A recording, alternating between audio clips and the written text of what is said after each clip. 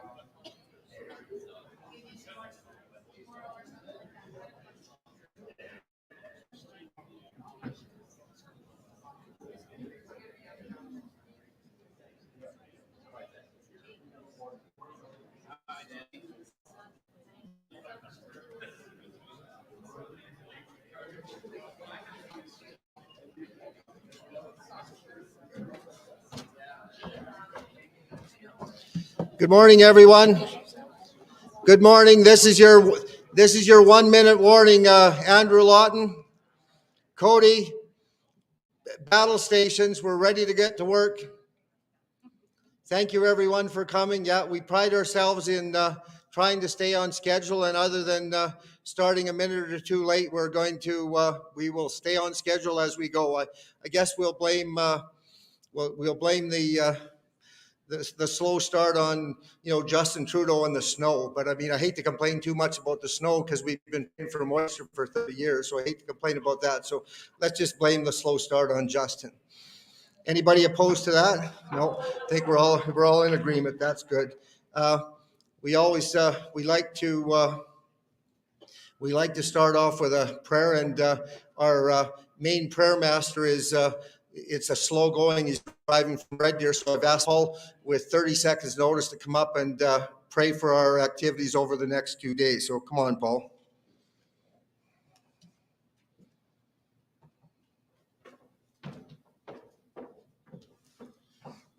Our kind eternal Father in heaven, we're so grateful for our many blessings. We're grateful for our health that we have and able to attend here at this conference, and we pray for thy wisdom to fall upon us, that our eyes might be opened and our hearts will be open to receive the messages that we need to receive, to know what it is that thou would have us do.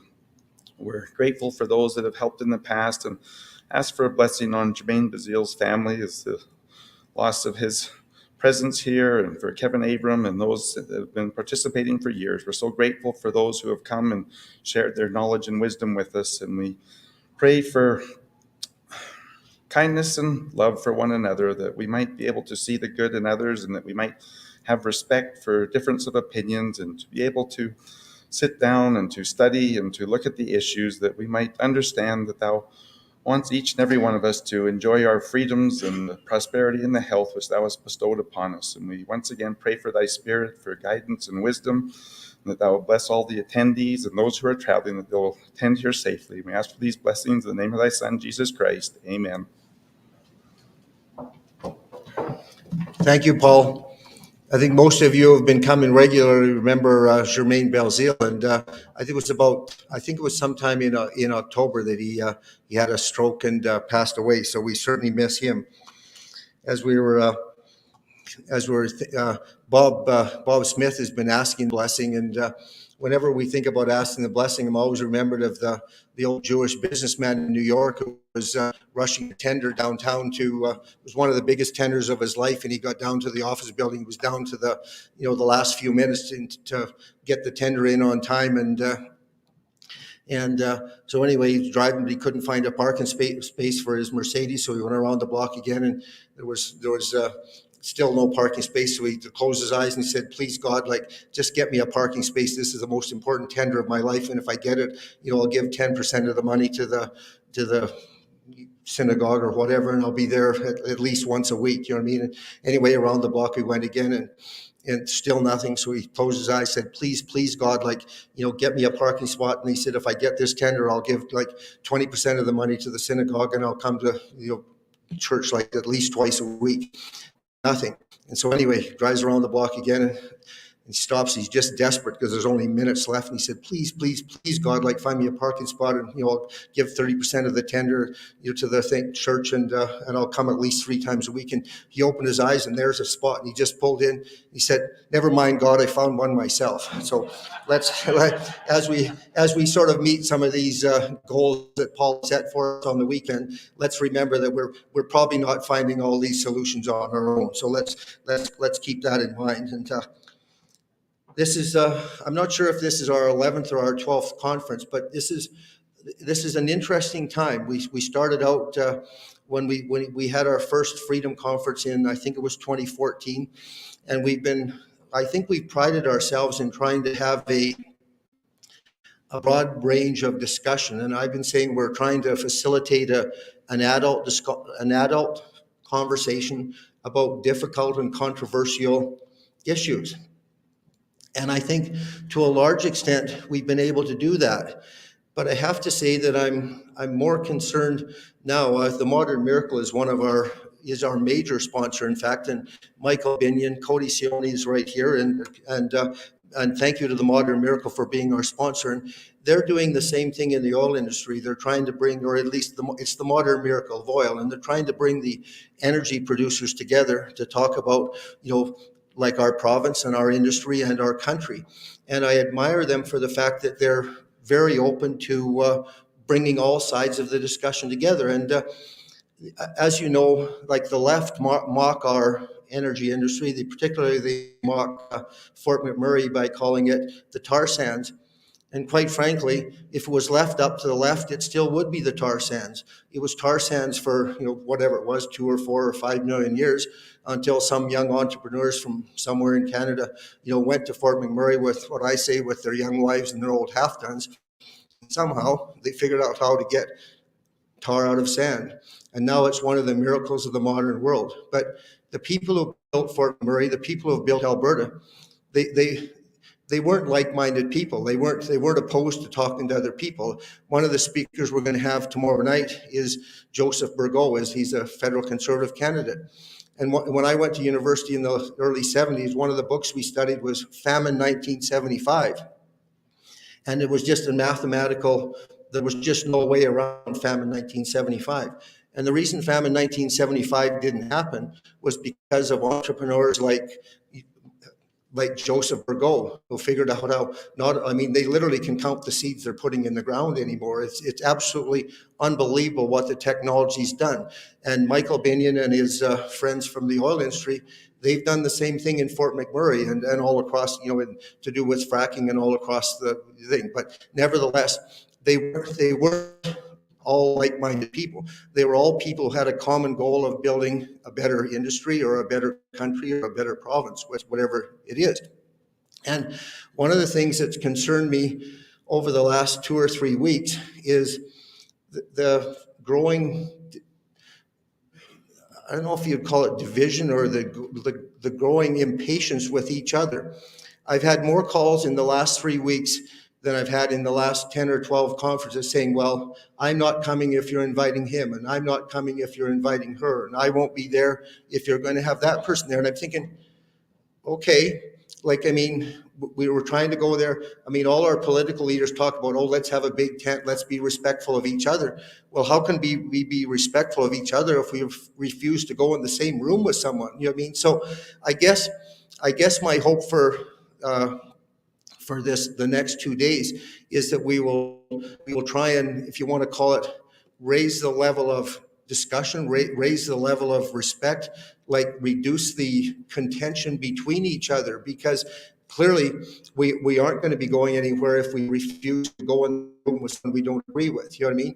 I'm Irish, so I'm not opposed to being in the room with someone I disagree with and giving them a good punch. At least although I'm a little more opposed to that as I get older. But nevertheless, let's at least agree to be in the same room and have a good discussion. And if all else fails, we'll let Tammy Tatlow referee it, and we'll see if we can get out of it without a major fight. But over the course of the next 2 days, let's think about that. We're gonna be looking at some of these issues from all sides of the spectrum, and I mean, maybe we'll come up with something that's in the middle. Maybe we'll decide that there's a better way to do this. Maybe there's a better way to do something else.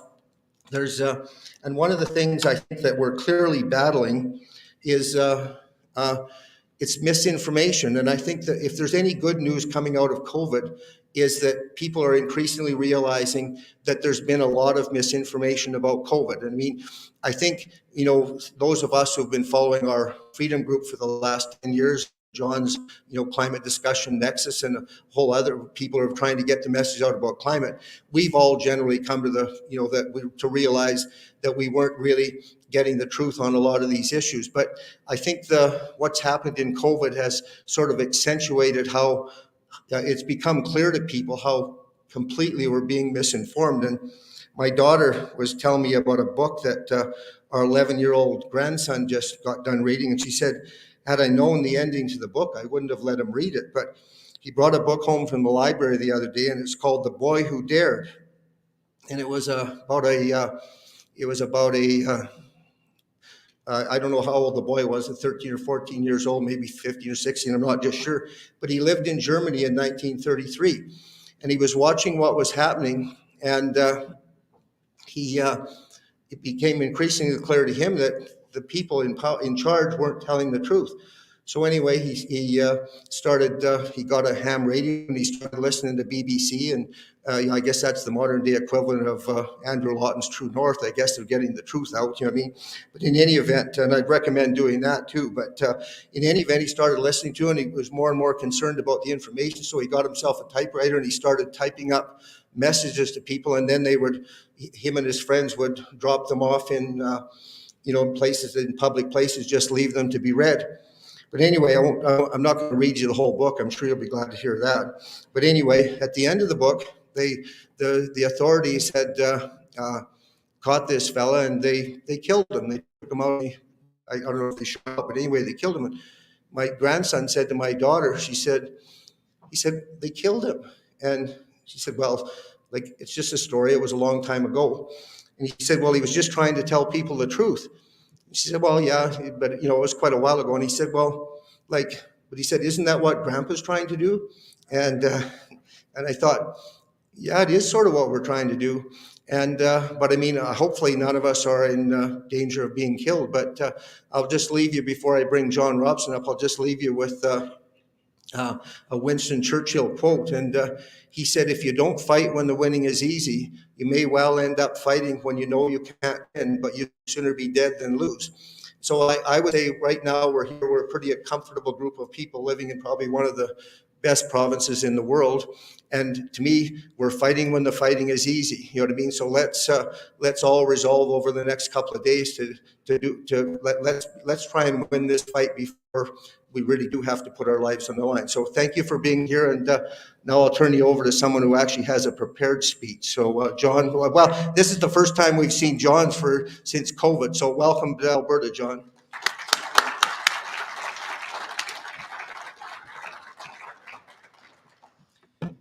Well, yes, thank you very much. It is great to be here. It's wonderful to be celebrating Earth Day with all of you, and Alberta has obliged with some snow to remind us of just how rapidly the planet is heating. I was actually Googling Earth Day, and it popped up Earth Day ideas, and our conference was not listed. But fortunately, you who are here in this room, and also the people who've joined us online, have decided that the right thing to do today is to talk about meeting the Return to Freedom Challenge. And specifically with regard to two supposed emergencies that have certainly led to increasingly common, increasingly heavy-handed, and increasingly casual infringements of liberties that you once would have thought in Canada simply could not be taken away. We have a great list of speakers here. I know we shall all leave both wiser and tireder, and I hope also that we shall leave more hopeful, in keeping with my customary observation that optimism is a psychological condition and generally fatuous given the circumstances, but that hope is a theological virtue. And by the way, Danny mentioned, and I think it is true, that a lot of people are rather more tense after the last 2 years than they realize, whatever side of the mandate debate they were on. And so in order to help people not be irritated with one another, I'm going to try and make you all irritated with me. And my contribution to unity here, by repeating myself, by enforcing time limits very strictly, I believe there's a contract between the organizers and you, the audience. You have agreed to give us this much time and no more. If we say there's a break at this time, you might have plans for that specific time. And so my job is to be very grouchy with anyone who drones on, including myself. That's the hard part. So I'm going to get it out of the way first. And so as I repeat myself on a number of subjects, I decided that I would actually devote this morning to repeating myself on one in particular, since I prefer an old truth to a new error and think that you do too. There's something I've found myself commenting on a number of occasions at these gatherings that I thought I would just put front and center in this talk.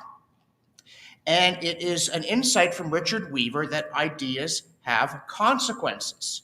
Which is, funnily enough, life is an odd business in which you have to be willing to be lucky. That title was suggested by his editor, and he hated it. But the editor didn't care, because editors don't. And thus, his book was given a marvelous title, after which it's barely necessary to read the book, though it is actually well worth reading.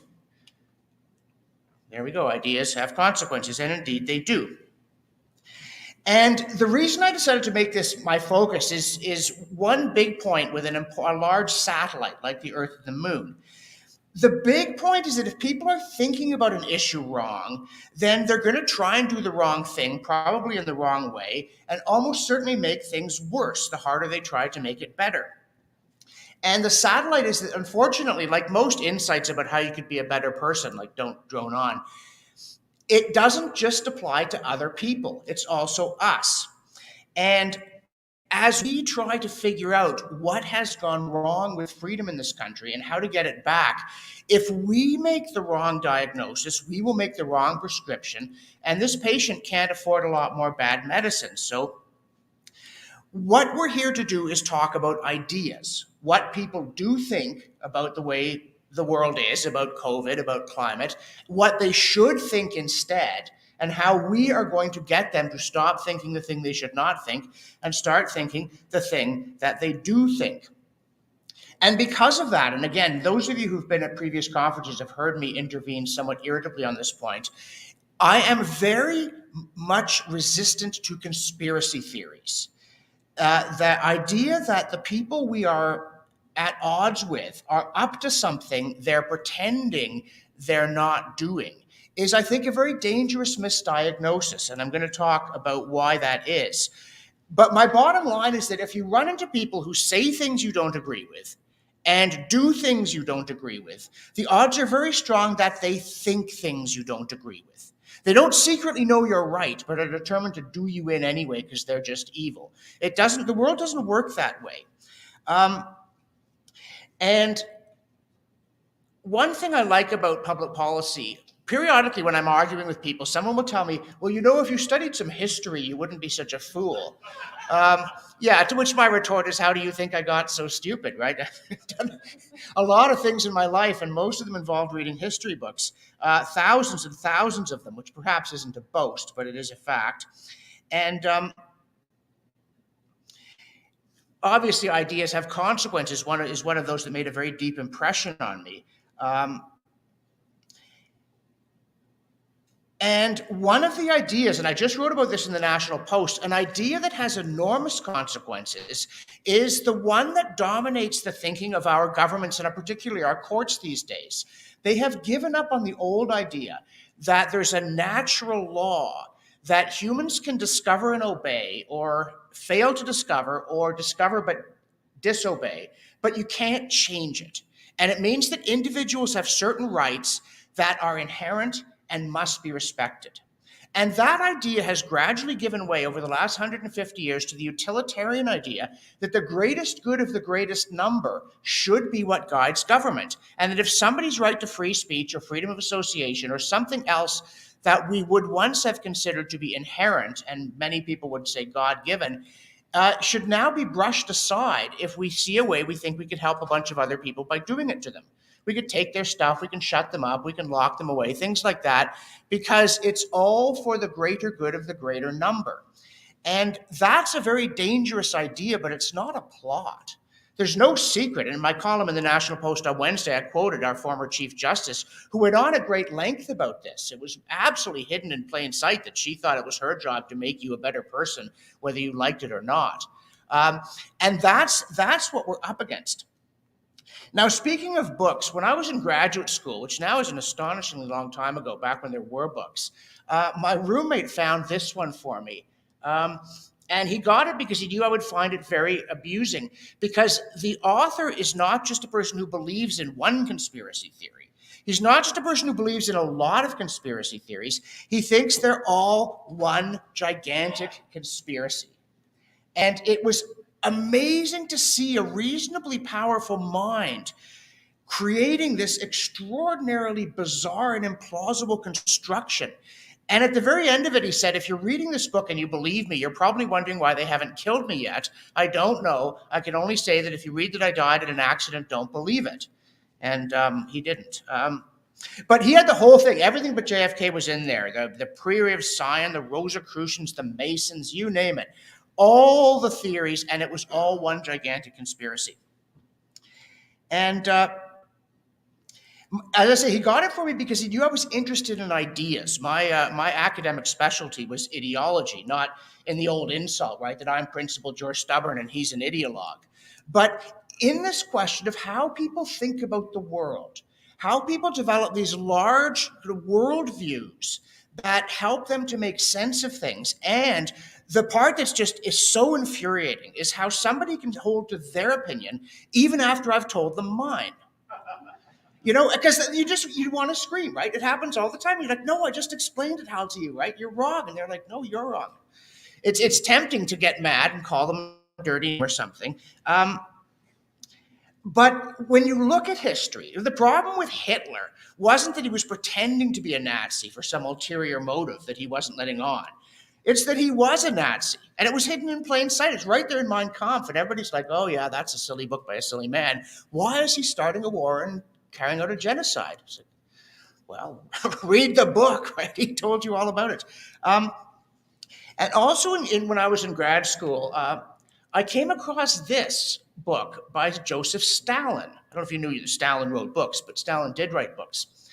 And this one in particular was written in 1924 after Lenin died. And this was Stalin's campaign platform to be head of the Communist Party. And in it, very briefly and very concisely, he explained to members of the party what he thought they should do. And people read it and said, wow, Stalin's the guy. He's got the plan. He can industrialize Russia. He can force the pace of history. He can build a proletariat. He can strengthen us enough to beat the West. He should be our leader. And yet, throughout my graduate school days, people would talk about Stalin and why Stalin did all the things he did. And they would explain it on the basis of anything except his horoscope. But they would never say maybe he was a communist. Maybe Stalin joined the Communist Party, risked his life for the Communist Party, became head of the Communist Party, and implemented communism because he was a communist. But it's all in the book, The Forced Industrialization, why the revolution hadn't happened in the advanced world, what they could do in Russia where it wasn't supposed to happen, the need to get rid of the middle class, hence all the great purges and so on. It's collectivized, it's all in there. And or like the Khmer Rouge, again, people said, oh, they're just agrarian reformers. They talk this silly talk about communism. Then they got into power and carried out a communist genocide. And people said, why are they doing that? Well, again, there was no conspiracy. There was just a plan. And I ran into this quotation recently from Georges Sorel, who said, in politics, the optimist is an unreliable or even dangerous man because he doesn't take the great difficulties that his projects present into account. They seem to possess a self-confidence leading them to the effortless realization that they are destined in their mind to produce more happiness.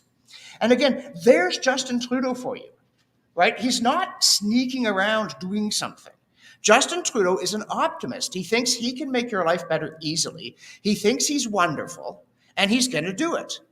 And what you see is what you get. And There's a great line from G.K. Chesterton about madness. He said, "The lunatic is the man who lives in a small world but thinks it is a large one."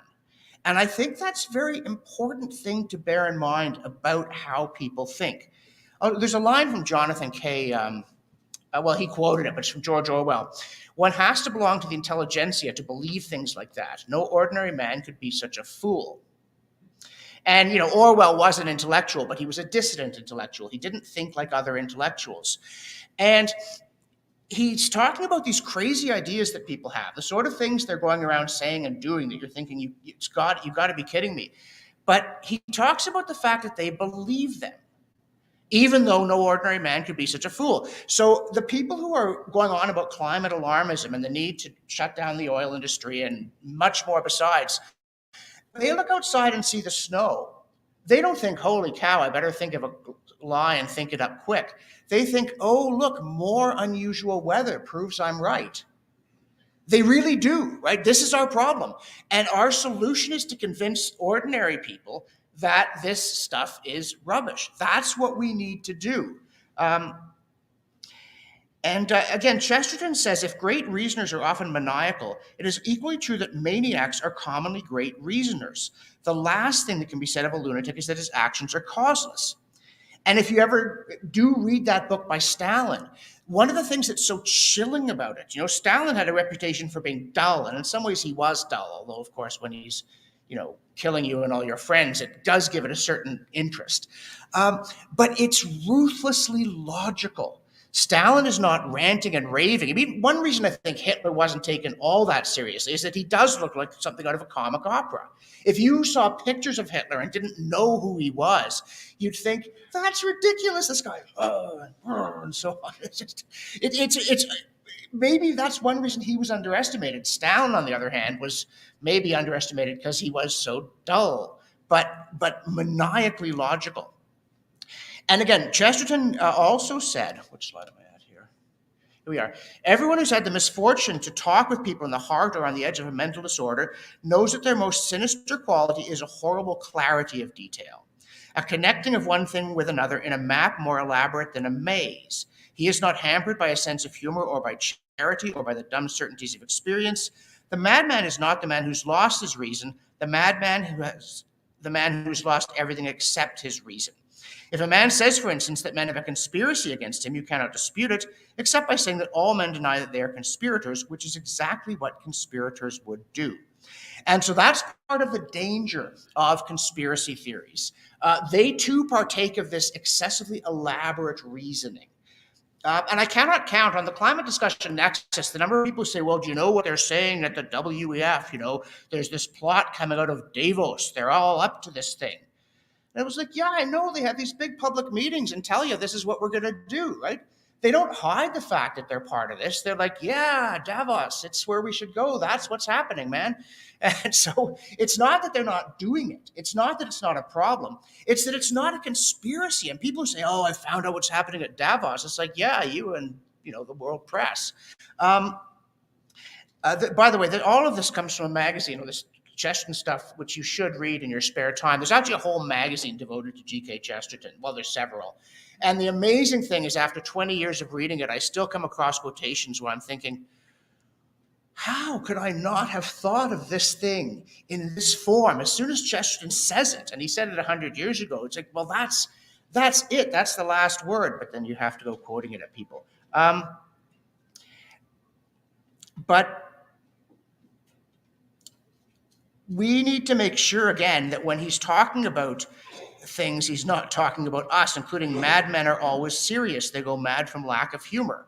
We must be able to find the humor in the situation, even when the situation is how desperately badly freedom seems to be doing. It's a terrible thing, and we've got to fix it. But we also have to admit that it is kind of funny. And it's funny that we think we can fix it. Who are we to fix this? And after we've had a good laugh, then we're going to go and fix it. But some of you, by the way, may know of Fred Litwin. He's Ottawa-based founder of the Free Thinking Film Society, and he has what is arguably itself a slightly obsessive fixation on JFK conspiracy theories. He used to believe them, and now he doesn't, but he keeps writing books about them because he's horrified and yet hypnotized by the way in which people who believe in JFK conspiracy theories can fit anything into the conspiracy. And of course, the fact that he is writing these exposés leads people to send him angry letters saying, "So you too are part of the CIA." Well, they would say that, wouldn't they? But Fred once put it very bluntly in a talk. He said, the left has latched onto this. The great conspiracy theory of our time, the JFK assassination, is actually a left-wing theory. And it happened because they couldn't bring themselves to accept that their beloved president was shot by a Castro-loving communist, and then his brother was shot by an Israel-hating Palestinian. The plain facts were just too unpleasant for them, so they retreated into this elaborate construct where they had lost everything but their reason. And one of the ways I'm going to try and warn you off conspiracy theories, including over climate and COVID, is to say that they really are the property of the left. They are not the property of the right, because the left thinks about the world in terms of intentions rather than of practical difficulties, and therefore they are forever coming up with lines like this one. A vast conspiracy against mankind has been organized on 2 continents and is rapidly taking possession of the world. If not met and overthrown at once, it forebodes terrible social convulsions, the destruction of civilization, or the establishment of an absolute despotism. And that's the sort of thing that people might say today in the context of the things we're talking about. But it's actually the Populist Party election platform, the American Populist Party from 1892, about the evil plan to make sure that the money was based on something other than just printing the stuff in vast amounts and handing it out. The Populist Party believed that people who wanted the gold standard were engaged in a Davos-style conspiracy. And the thing raves on. This is an election platform. They propose to drown the outcries of a plundered people with the uproar of a sham battle over the tariff, so that capitalist corporations, national banks, rings, trusts, watered stock, the demonetization of silver, and the oppressions of the usurers may all be lost sight of. So if you ever find yourself talking like that, please take a deep breath, have a cup of herbal tea or something like that.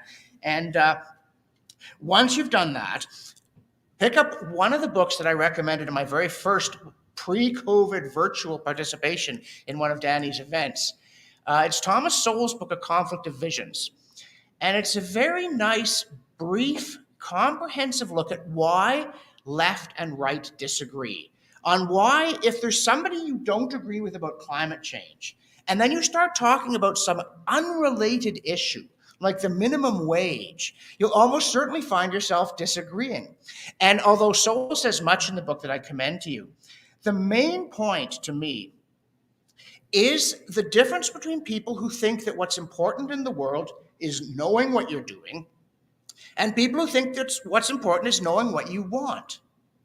And that might sound ridiculous, but back in the 80s, so this dog has left the fight and is now snoozing by the fire, but there used to be this big argument about whether the Soviet Union was evil and aggressive or whether it was Ronald Reagan.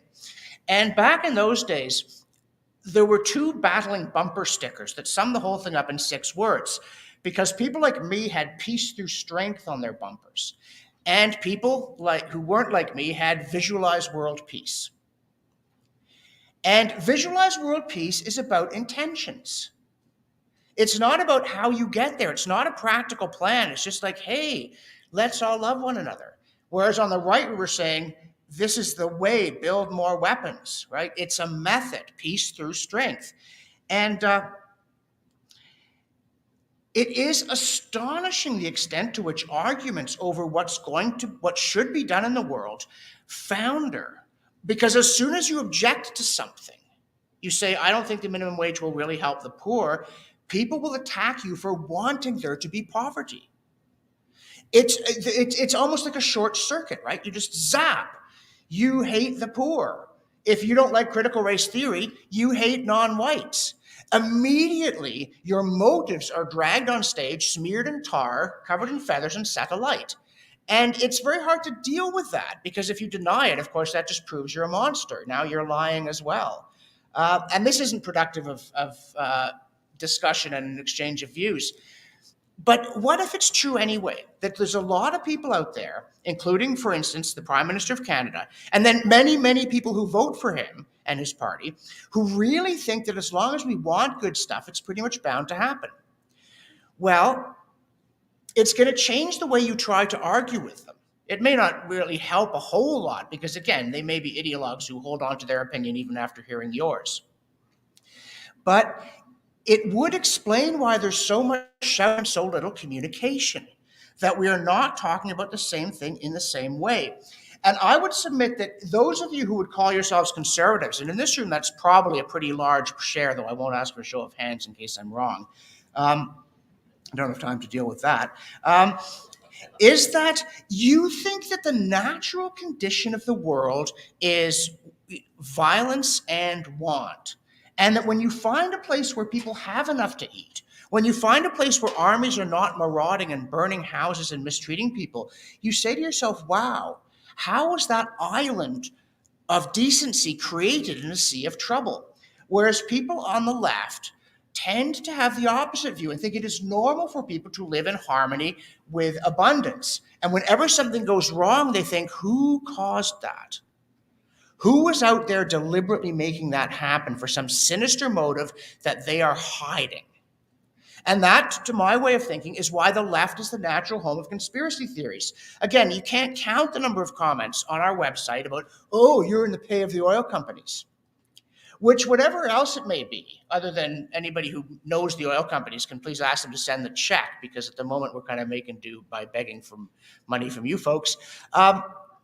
It's a conspiracy theory. It says when I get up there and say, well, I don't think that man-made climate change is a problem, I am lying. I know it is a problem. I want to destroy the world because I'm going to get a lot of money. And that's conspiracy theory. It fails to engage the argument. It brushes the argument aside, but it is so common and generally gets pretty, people say you're in the pay of the Koch brothers. It's like, well, you do realize one of them's passed away, right? If you know the other one so well, tell them to, get with the donation here. Because I'm not ashamed to take money from oil companies because I don't think they're destroying the planet. It's all hidden in plain sight. But we always run into these conspiracy theories. And there's a line from Susan Sontag, another danger of conspiracy theories. They come at you from another angle. I envy paranoids. They actually feel people are paying attention to them. Right? They make you important. If the great and the good are actually plotting against you, you must be quite somebody. But in point of fact, I just saw this. Russia's now sanctioned dozens of Canadians, right? They've gone down the checklist. People at the Macdonald-Laurier Institute, Andrew Coyne, they didn't sanction me. What? What do I have to do? How can I, too, get Vladimir Putin to plot against me? Well, apparently I can't. If you know him, you can send him a note. And again, so you have to watch out for the various deadly sins. My own take on this is paranoia. It could be sneaking up on you. But again, if you look at the truckers' convoy in Ottawa, right? The truckers' convoy in Ottawa was pretty obviously a bunch of people fed up with COVID mandates who came to the national capital to protest and had a very good idea what they didn't like, but weren't really sure what they could do about it. And they got turned into this giant Nazi, libertarian, American, Confederate, Russian arsonist conspiracy. Right? They got turned into a conspiracy theory, and the Canadian elite is committed to this day to the fact that there was an attempt to overthrow the government. They forgot even to bring baseball bats, right? They didn't have any guns. They didn't have a plan. They didn't have a blueprint of Parliament. They didn't have some scheme to seize the Prime Minister. But the idea that they might have been exactly what they seemed to be is apparently intolerable to the authorities. And they cling to this notion that, oh yeah, the Emergencies Act had to be invoked and so on because this was a vast conspiracy on at least one continent to subjugate all mankind to something or other. There's no way it was just a bunch of people saying, can we please take our masks off and be allowed to go to church? On the other hand, I will say, because I got into debating this on Twitter, which just means that I'm an idiot. So there you are, right? Worse, if there's a worse use of my time, I don't know what it is. But there were a lot of people who supported the convoy saying, oh, Canada's a tyranny, it's a dictatorship, we live under fascism. And I'd say, there's one sure test of whether you live in a tyranny is if you could say, I live in a tyranny, you don't. Right? There's just what you see. What you read in the newspapers, actually what's happening, right? We have a coalition between the Liberals and the NDP to increase the size of government and make you better people in the name of the greater good. And, if your rights have to be sacrificed, well, they weren't worth much anyway. It's exactly what it looks like. There are a lot of people who hold precisely the bad ideas they say they hold and are acting exactly as if they held those ideas. And again, I'm emphasizing this because if we want to stop this, we have to get a lot of people to stop finding those ideas appealing. I'm not saying we're going to convince Justin Trudeau. I mean, nothing quite like a prodigal son. Boy, if he was at our next conference saying back to Magna Carta, we'd have the coup of the century on our hands, but not the military kind. But that's probably not going to happen. What we might do, though, is get a lot more regular folks to realize that something is going on that isn't going to produce the results that people who want to do it think it's going to produce. And again, one of the things that's certainly going on here is that some people don't use the word freedom the same way that other people use it, right? When people in this room use the word freedom, they tend to be thinking of the Magna Carta version, the freedom to be left alone. And those of you who heard me talk about Magna Carta know that that document contained a lot of very specific mechanisms for protecting your freedom if it was threatened. There's an old English law maxim, no right without a remedy, which isn't cynical. It's quite the reverse. It means there's no point telling people they have the right to freedom of assembly if they don't have some way of keeping it if someone tries to take it away from them, right? And our Charter of Rights, of course, is the now you see it, now you don't fake remedy. You have all these rights, but because of Section 1, you actually don't. But the people who think like Justin Trudeau, or in a much more loathsome way, like Joseph Stalin. I'm not saying Trudeau is a Stalinist. I'm just saying there's a kind of a continuum that ends up somewhere very ugly. They think that you have the freedom to get what you should have. That real freedom means the right to a job, the right to respect. I mean, I love the idea of government delivering respect. If you spend any time on hold with the Canada Revenue Agency, you're aware of how much respect the government has to dole out. But they really have this different idea of what ought to be happening at a very, very fundamental level. And one side note that's worth pointing out, a lot of people say, oh, climate change is a hoax. Look at how much money Al Gore has made off it. As though the fact that he did well out of it necessarily proves that it was insincere. As if Bill Gates making a ton of money off Microsoft proved that he didn't really believe your computer should work, though I know a lot of people who use Microsoft think he didn't believe that, but that's not the point. The point is that Al Gore just sees the world unfolding as it should. He does noble things and money pours in. It's like, hey, wow, what a great universe. I'm glad I live in it. That's about as far as it goes. There's a line from Joseph Schumpeter that Sowell quotes, the first thing a man will do for his ideals is lie. Though what he really said is the first thing a man will do for his ideal or interest is to lie. And of course, people do tell fibs. Everybody tells fibs. I mean, you've done it, right? You get invited to some event and you're like, oh man, no way. And then you say, oh, I'm so sorry, I have a prior commitment, right? And your prior commitment is not to go to that event. But so when people see that there's something they really believe in is threatened by something, there's no question that they might bend the truth. And it's a temptation we all feel. You've got to be on guard against this on both sides. But the noble lie is told more readily and more convincingly by the person who's convinced that it conveys a deeper truth. I mean, you look at the Stalinist show trials where they're saying that Trotsky was a Japanese spy. The frenzy is driven by a conviction that Trotsky was effectively an agent of capitalism, even if the specific things that he did were kind of conjured up in the basement of the Lubyanka prison. So don't think that just because people are doing well in this situation, they're necessarily doing it for the money. I get people say that about me, and I'm telling them I'm not even getting enough money. when I was an undergraduate, I remember arguing with various campus leftists because there wasn't Twitter back then, so you had to go and actually stand in front of people and say dumb stuff and get it back. And there was a philosophy professor, tenured philosophy professor at the University of Toronto, who was a Trotskyist and would man the Trotskyist desk. And so I was arguing with him, and he accused me of being an ideologue of the ruling classes.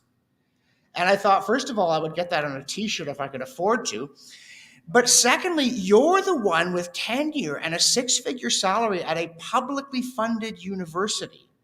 You're the ideologue of the ruling classes, obviously. But he wasn't lying. He really honestly believed this about me. And it just, the fact that he was going to keep his job till he chose to retire and make a whole ton of money and get a good parking space was just like, well, I'm the great me, so why wouldn't this happen? And as I've also mentioned about conspiracy theories, there's a line from Shanghai Nights where Jackie Chan tells Owen Wister to perform some spectacular feat. And Wister looks at him and he says, "What in our history together makes you think I'm capable of something like that?"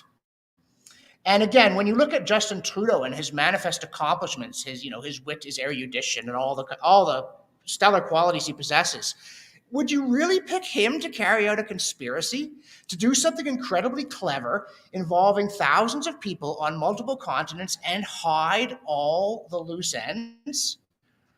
The guy who went off to surf in Tofino on Reconciliation Day, I don't think he'd be your first choice, right? Bear in mind that people have enough trouble doing the job they're allowed to be doing before you start assuming that they're secretly doing a second job that's even more complicated and challenging, and they're doing it even better. Now, I don't want to get too far afield here. Well, I do actually. So I'm going to quote a philosopher that I read again as an undergraduate about the way that people think. Because worldviews are complicated, because the world is complicated, right? They're large, elaborate constructions consisting of a lot of premises and conclusions and a lot of evidence and ways of treating the evidence. And in this book, from a logical point of view, Willard Van Orman Quine said that total science is like a field of force whose boundary conditions are experience. A conflict with experience at the periphery occasions readjustments in the interior. So when you see that it's snowing in April and you say to some climate alarmist, yuck, yuck, yuck, so much for warming, they're not obliged to abandon their theory. It's not a very simple little tinker toy. They can say, oh yes, but you see, when the world gets warmer, it warms faster at the Arctic, and this affects polar vortices and drives them south, thus bringing more cold weather. And that may be true or it may be false, but it's not a deception. It's not even really a rationalization. And it's a tricky business deciding at what point your theory has fallen to bits. But again, we've all had this experience in life where we believed something, like, yes, she really loves me. And we've sort of, dealt with this, that, and the other thing before finally going, wait a minute. My business partner is honest. And then suddenly you're going, hang on, I can't anymore. No, he's raided the till, right? There are ways of not abandoning theories at the first challenge, which are important, because otherwise you could never think anything. And so when you see somebody who believes something and you give them evidence, like we do, for instance, the seas are rising, we're all going to die, right? And we've started doing things in our newsletter and blog about, well, here's the sea level in various places. We go and look at the records and say, it's going to take 1,000 years to rise a meter. Like, what are you worried about here? And they're not all just suddenly going to go, no, you're right, there's no climate change. They're going to think of reasons why this evidence might be compatible with their theory or unreliable, or they're going to try to save the theory. Just as if there's a heat wave, you're not all going to go, oh yeah, Trudeau was right, I was wrong, sorry about that, let's get rid of the oil industry, right? You're going to look at reasons why this might actually be compatible with what you believe. And that's not a bad thing, as long as it doesn't get taken too far. To quote my late father on when is it too far, my dad used to say theory is just practice with the hard bits left out. So the theory of how you decide whether your ideas need changing is quite simple. Is there an overwhelming evidence that's making me doubt what I originally said? But in practice, that's a lot harder than it is in theory. But one thing that I think is as simple as it seems is this thing I said at the beginning. When people say stuff you don't agree with and do stuff you don't agree with, they think stuff you don't agree with. There's your problem. Not they're engaged in a plot, but they actually disagree with you, and they disagree with you even after hearing your opinion. And again, to come back to the beginning, if I'm right about that, which I am, then our problem here is not to expose a plot, but to defeat bad ideas. And to defeat them not just at the specific level of particular evidence, but to get at the underlying philosophical disagreements that make some people be consistently wrong about everything. I mean, Sowell in his book, because he was writing in the late 80s, he said the three examples that he picked were the minimum wage, aid to the Nicaraguan Contras, and abortion on demand. And he said these are three issues that are superficially absolutely unconnected. And yet, I find myself glaring at the same faces over the barricade on each issue with too much consistency for it to be coincidence, but too much randomness for it to be a plot. That's what got him thinking about the ways that people think. And the fact that we would be able to get a room full of people who all very much doubt the official line on climate and COVID is itself interesting. There is something that connects the official panic on these two, and that also connects resistance to that panic. There is something about the way that we in this room think, except those of you who are spies for the conspiracy, at some level that is not strictly, well, if the hospitals record everyone who dies with COVID as having died from COVID, they're boosting the statistics. I mean, which is important, right? These kinds of things are very important in checking the evidence. But there's something else going on.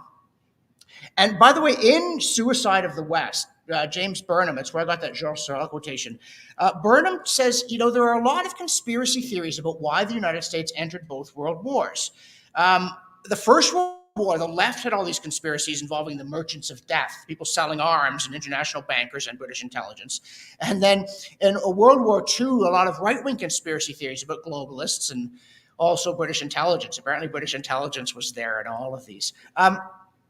But then Burnham points out that there were a lot of people trying to do a lot of things. Some people were trying to get the U.S. into the war. Some people were trying to keep it out of the war. And some of these things succeeded and others didn't. And the ones that succeeded usually worked because the situation was favorable to them. Like Germany really was a threat to world order. That eventually became overwhelming in terms of its evidence. And other things just didn't. Other plots failed. But Burnham also, and that book is a bit of a rant, so maybe you like that and maybe you won't, but Burnham's book is about liberalism as a way of thinking about the world, and at times he lapses into the language of conspiracy. But fundamentally, he's talking about a set of ideas that are really terrible, and one of the reasons they're really terrible, he says, is they make defeats look like victories. So every time something happens that's really bad for liberty, liberals think something good just happened. And they really do. And so that, again, gets us back to the fact that our problem here is ideas, not conspiracies. By the way, again, if you're in this room, I think you probably will appreciate this takedown of Beverly McLaughlin by Terry Glavin. If you're on Twitter, well, I pity you, but I'm there with you. But the thing is that this justice, who presumed to remake Canadian society on a daily basis, now serves on the Hong Kong Court of Appeal, which, of course, is a Chinese communist instrument for quashing liberty. And my guess is she's pretty well paid for it. But I'm not accusing her of doing it for the money. She honestly thinks that this is a good institution because she is of the same mindset as this article from the government broadcaster, CBC, why the word freedom is such a useful rallying cry for protesters. And then the word has become common among far-right groups, experts say. And even the experts say is a warning that these are people who don't think the way you do, right? People who think that the ordinary people are idiots and that experts ought to do everything. But if you were trying to hide your plan to get rid of freedom, you wouldn't have the lavishly publicly funded broadcaster telling people freedom is a bad word used by right-wing extremists, right? This is what they think. And this is why we're in a lot of trouble. George Jonas used to complain about this. And when he was a young man, he escaped from communism in Hungary, having survived Nazism, right? So he fled both Hitler and Stalin, which is not something most of us can say. But Jonas said, boy, when I first came to Canada, if something happened that people didn't like, they'd go, oh, well, it's a free country. And people don't talk like that anymore. And we need to get them talking like that again. We need to get them thinking that way. So, to offer you one more quotation, and yes, I know what time it is. Okay, I didn't even do my last quotation. Boy, I'm saving myself and you time. I did want to just give you a quick thought about some of the ideas that really do motivate people who don't think like us. One of them is they think society is fragile. They do not trust ordinary people's decency or resilience, not even your immune system. And therefore, they are afraid that if you're allowed to speak your mind, you will cause people to think and do terrible things, so you mustn't be allowed to speak your mind. And hence, they're forever bringing in bills to censor the internet or subsidize the press, because they really think it's not safe to let people have a freewheeling discussion. They also think the elite understands better than the masses, and thus may be trusted with largely unchecked power. These people do not believe in checks and balances. They really don't. Beverly McLaughlin didn't pretend she did. She said, we can be trusted to do this. We're us, and you're not. These are people who are on the virtual side of the practical virtual divide. They get money and prestige from arranging concepts into dazzling arrays. They do not make a living putting physical objects together in ways that work. I have 2 more minutes. You have 3 or 4 more minutes. Go ahead. No. Start in a couple minutes. I have 3. No, I don't. Finishing on time. This is, I think, why people like Andrew Coyne lost their marbles over the convoy. Because if people like the truckers' convoy were starting to dictate public policy, Andrew Coyne would no longer get listened to. And so he took positions that seemed to be incompatible with what he'd been saying for most of his life. But there was this instinctive feeling that people like this must not be allowed to set the agenda. And again, Thomas Sowell, the difference between people who think intentions matter and people who think methods matter. You know, think about a test of the common sense of the common people. How do you feel today if you see a vehicle with at least 2 Canadian flags on it? You know, I'm proud of that flag practically the first time in my life. A bunch of people in Ottawa say it makes them want to throw up. There's the divide between trusting the common people and not trusting the common people.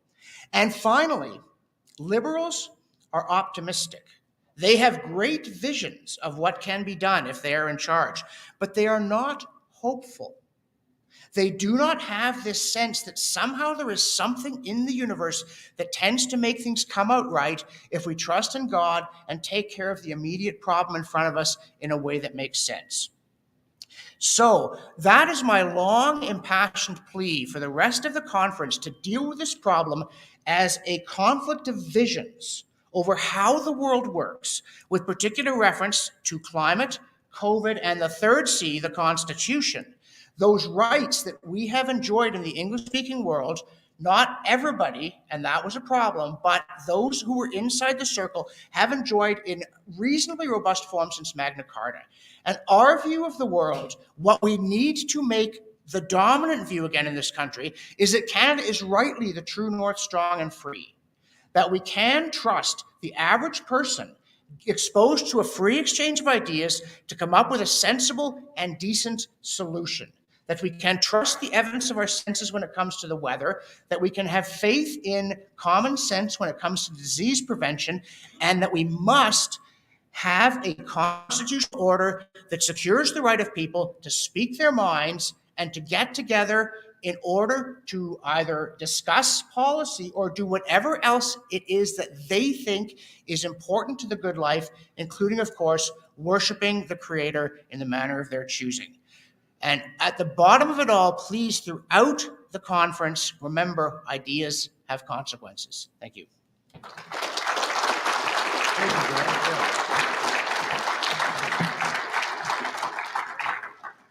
Thank you, John. You're absolutely right. I think this COVID thing has divided people more than the climate, because I guess it's so real. And I was on Corey Morgan's Western Standard yesterday, and I said, like, we have dear friends who are vaccinated, and we have dear friends that aren't. And I mean, we're quite happy with that. I said, I'm hoping to, a lot of us will be in the old folks home together, hopefully in 10 or 20 years. But nevertheless, let's try and be respectful of each other. So I think John has set a good tone for that. And now we're going to take a quick break. After the break, we're going to have John Carpay and Andrew Lawton. I had a little bit of a mix-up with Lorne Gunter. I talked to him about 2 weeks ago and told him he was going to be speaking at 9 o'clock. And I said, I'll send you a copy of the agenda, which apparently I didn't, because yesterday Andrew sent him a note saying, who's speaking first? And he sent back and said, I'm not speaking. I never got the agenda. So I don't know what he said. Sorry, Daddy. Something else came up and I hadn't seen it. So I thought we were off. So anyway, after coffee, we'll have Andrew and John Carpay, and then we'll have John is going to sort of update us on some of their constitutional battles, and I guess Andrew will I mean, he's become, besides being an intellectual leader, he's quite entertaining. So I think we'll look forward to both the entertainment and the learning. So let's take a 20-minute break, and we'll get. Well, just before we take the break, let me just say one more thing about the truckers convoy on Twitter. Like I see some like the intelligentsia saying like they were afraid to go downtown, and some lady on Twitter said, "Are you kidding? My mother is like 84 years old, and her friends are baking muffins, and each day they all walk down and give the muffins to the truckers and visit with them." So she said, like, if you're afraid, like, there's something wrong with you. It's not with the truckers. So anyway, let's have a break. We'll get started right at 10:20. Thank you, John.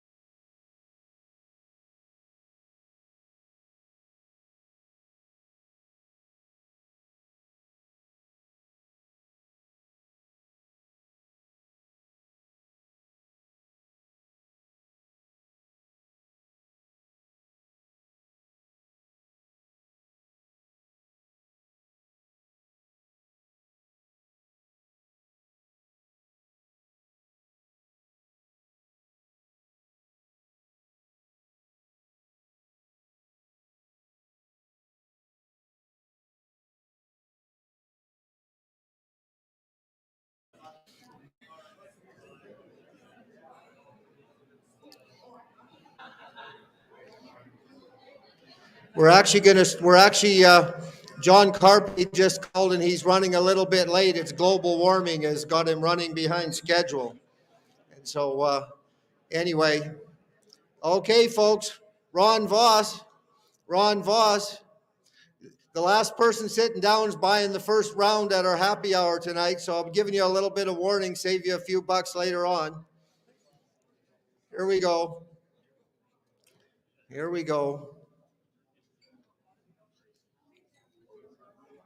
Just before we get started, I want to tell you a little bit of a story about a young fellow. He's actually helping David Strong with the computer this morning. His name is Stephen Osmond, and we've got to know him over the course of our Freedom group. He's one of he helps the average age of our group, and his wife has the average looks of our group, if I do say so myself. So thank you for both of you for coming. And anyway, he sent me an email one morning and he said, Danny, do you have Dr. Hodkinson's phone number? And I don't like to give people's phone numbers out without, I did have his number, but I don't like to give phone numbers out without asking permission. So I just called him up and I said, I don't give their people's numbers out like I wanted to him about. He said, well, actually, and this is not a happy story. He said, we've just had a SIDS baby. And he said,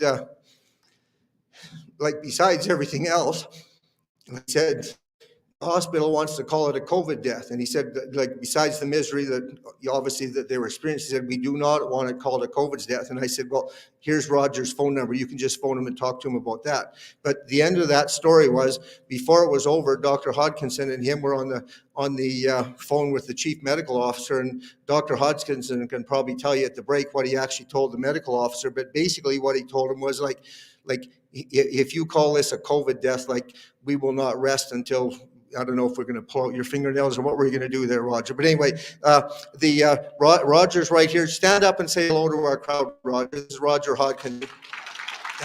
As you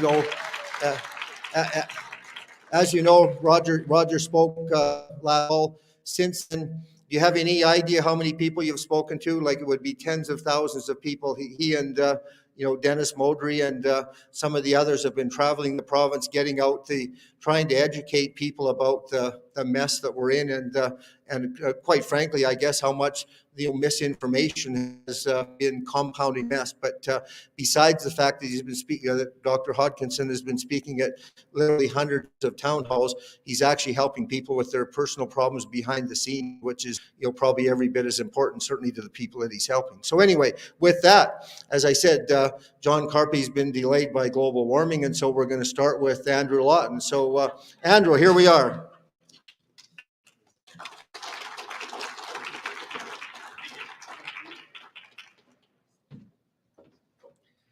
Thank you very much. I would like it noted that Danny said the last one standing bought the rounds, and Danny, doesn't look like you're sitting down. You're all welcome. It's my great privilege to be here. I oftentimes have been astonished at just how amazing the opportunities that life serves me up are, like John Carpay running late. That's the only way I get the opening slot usually, but I'll do my best with it, because the title of the panel, and I want to get it right because sometimes they change it on the day of, Media and Liberty, Friend or Foe. I feel like if I take 2 minutes, I've gone 19 minutes and 50 seconds too long by just saying foe. But I can explain why. That's how we get to the time here, because the reality is the media in this country. And when I talk about the media, I'm talking about the mainstream media, the legacy media. The media that you subsidize but probably don't even tune in, used to be a supporter of free speech. They used to, believe it or not, be. Years ago, there was a section in the Canadian Human Rights Act called Section 13. And this was the section that allowed the Canadian Human Rights Commission to go after people for publishing content online that the government thought was likely to cause hate. And when there was this big battle over this that was waged by people like Ezra Levant and Mark Stein and the late Kathy Shadle, there were a lot of very principled liberals with a small L that stood up and said, this is censorship. People like Neil MacDonald, people I believe, John Robson might know better than me, like Andrew Coyne as well, the National Post, people at the Globe and Mail, even some liberals, the Senator Jerry Grafstein, some liberal members of parliament that understood free speech was important. Groups like PEN Canada, Amnesty, that used to support freedom. And then you fast forward even just a decade, and the opposite is true. A lot of these groups are not only indifferent, but many of them are on the front lines trying to clamp down on freedom, on free speech, on press freedom. And there are a few reasons for this that I want to explain, and I also want to talk about where the government is fitting in. So Section 13 of the Canadian Human Rights Act, a lot of people called it the blogger section because that was where it was really being used. And you had a whole apparatus of national human rights commissions, of provincial human rights commissions that were going after speech. Mark Stein, who ended up defending for an excerpt of his book, America Alone, in the BC Human Rights Tribunal. Now, I know Mark very well. He's not from BC. The book wasn't published in BC, but the complainants shopped around and found any commission that would agree to take up the case. Ezra Levant, who went through a very similar ringer for publishing the Danish Muhammad cartoons in the Alberta Human Rights Commission. And it was interesting because if you watch Ezra's videos, because he filmed it, which was something that had never happened before in these closed-door chambers, there's this one clip that I absolutely love where he talks about just the censorship and the fact that he doesn't have rights and the fact that it's a star chamber. And the woman, the commissioner, the investigator for the Alberta Human Rights Commission says, well, you're entitled to your own opinion. And he says, well, clearly I'm not. Otherwise, I wouldn't be here. And I was reminded of that when John mentioned earlier, George Jonas talking about the cliches of people saying, well, it's a free country.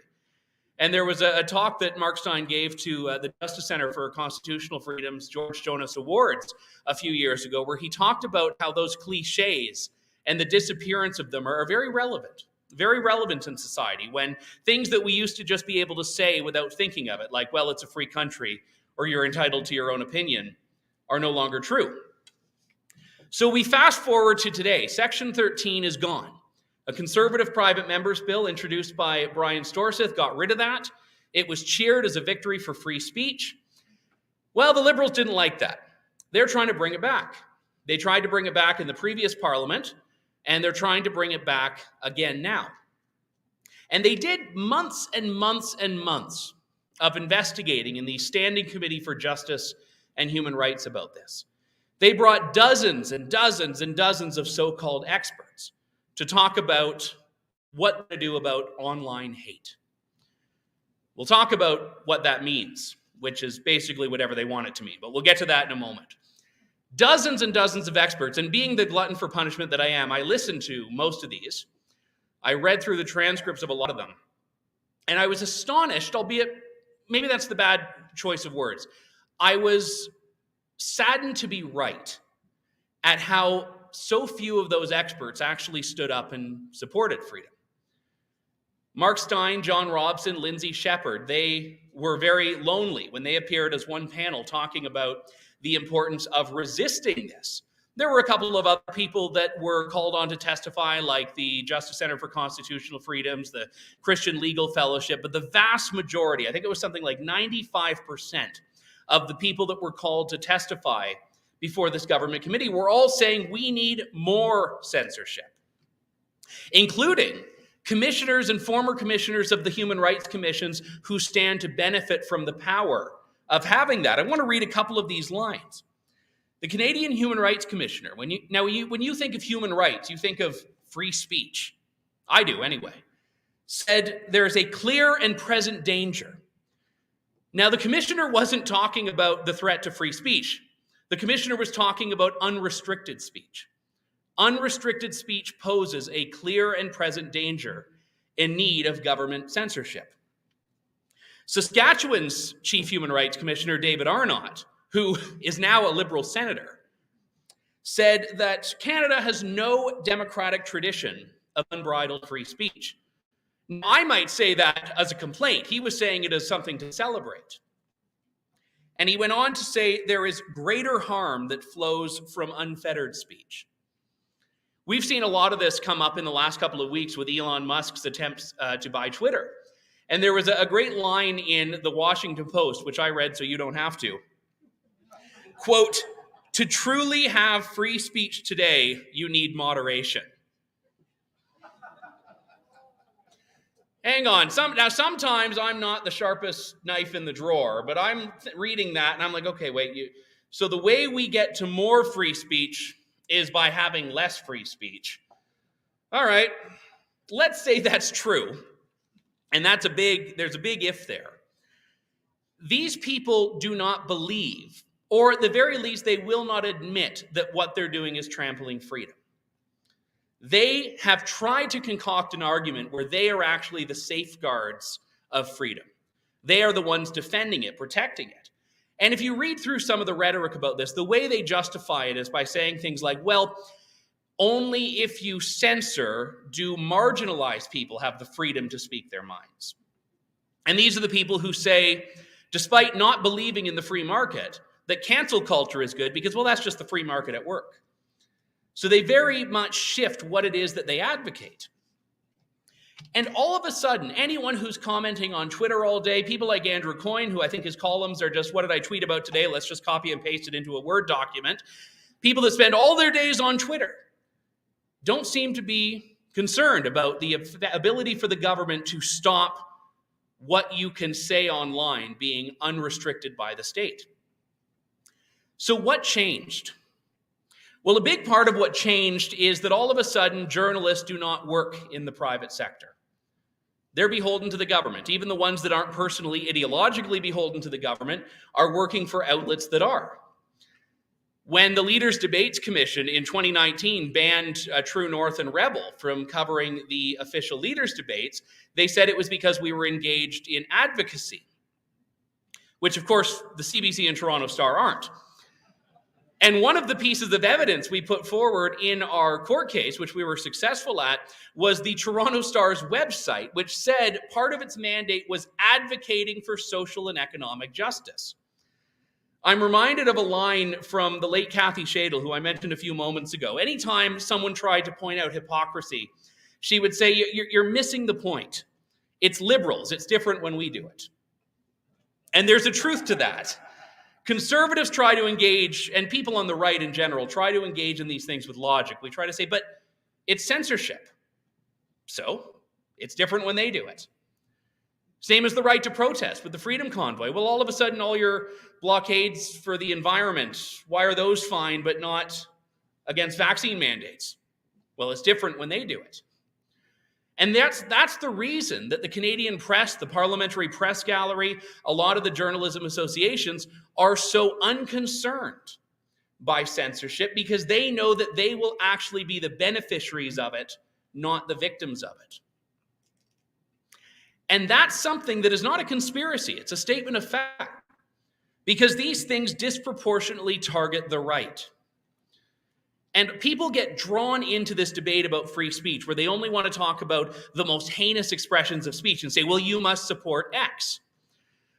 The Conservatives, believe it or not, a few months ago introduced a private member's bill to ban Holocaust denial.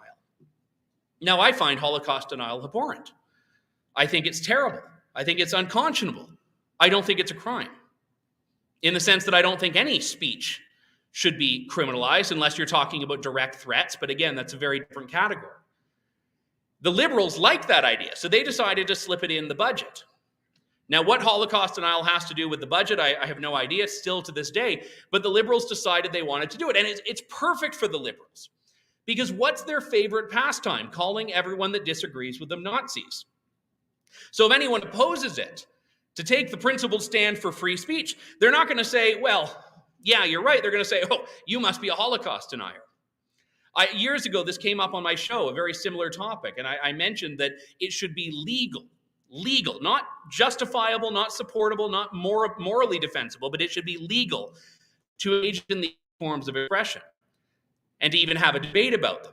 And Press Progress, which is this left-wing outlet online, said in their story, Andrew Lawton says Holocaust is debatable.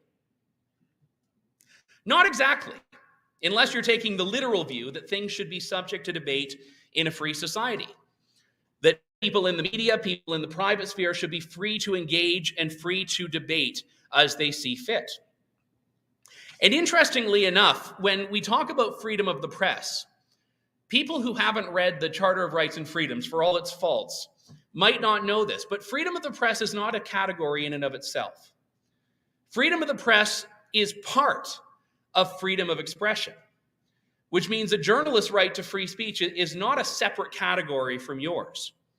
A journalist's right to write in the National Post, the Toronto Sun, the Toronto Star is no different than your right to tweet, your right to post on TikTok, your right to get up and say something at a microphone or a lectern like this.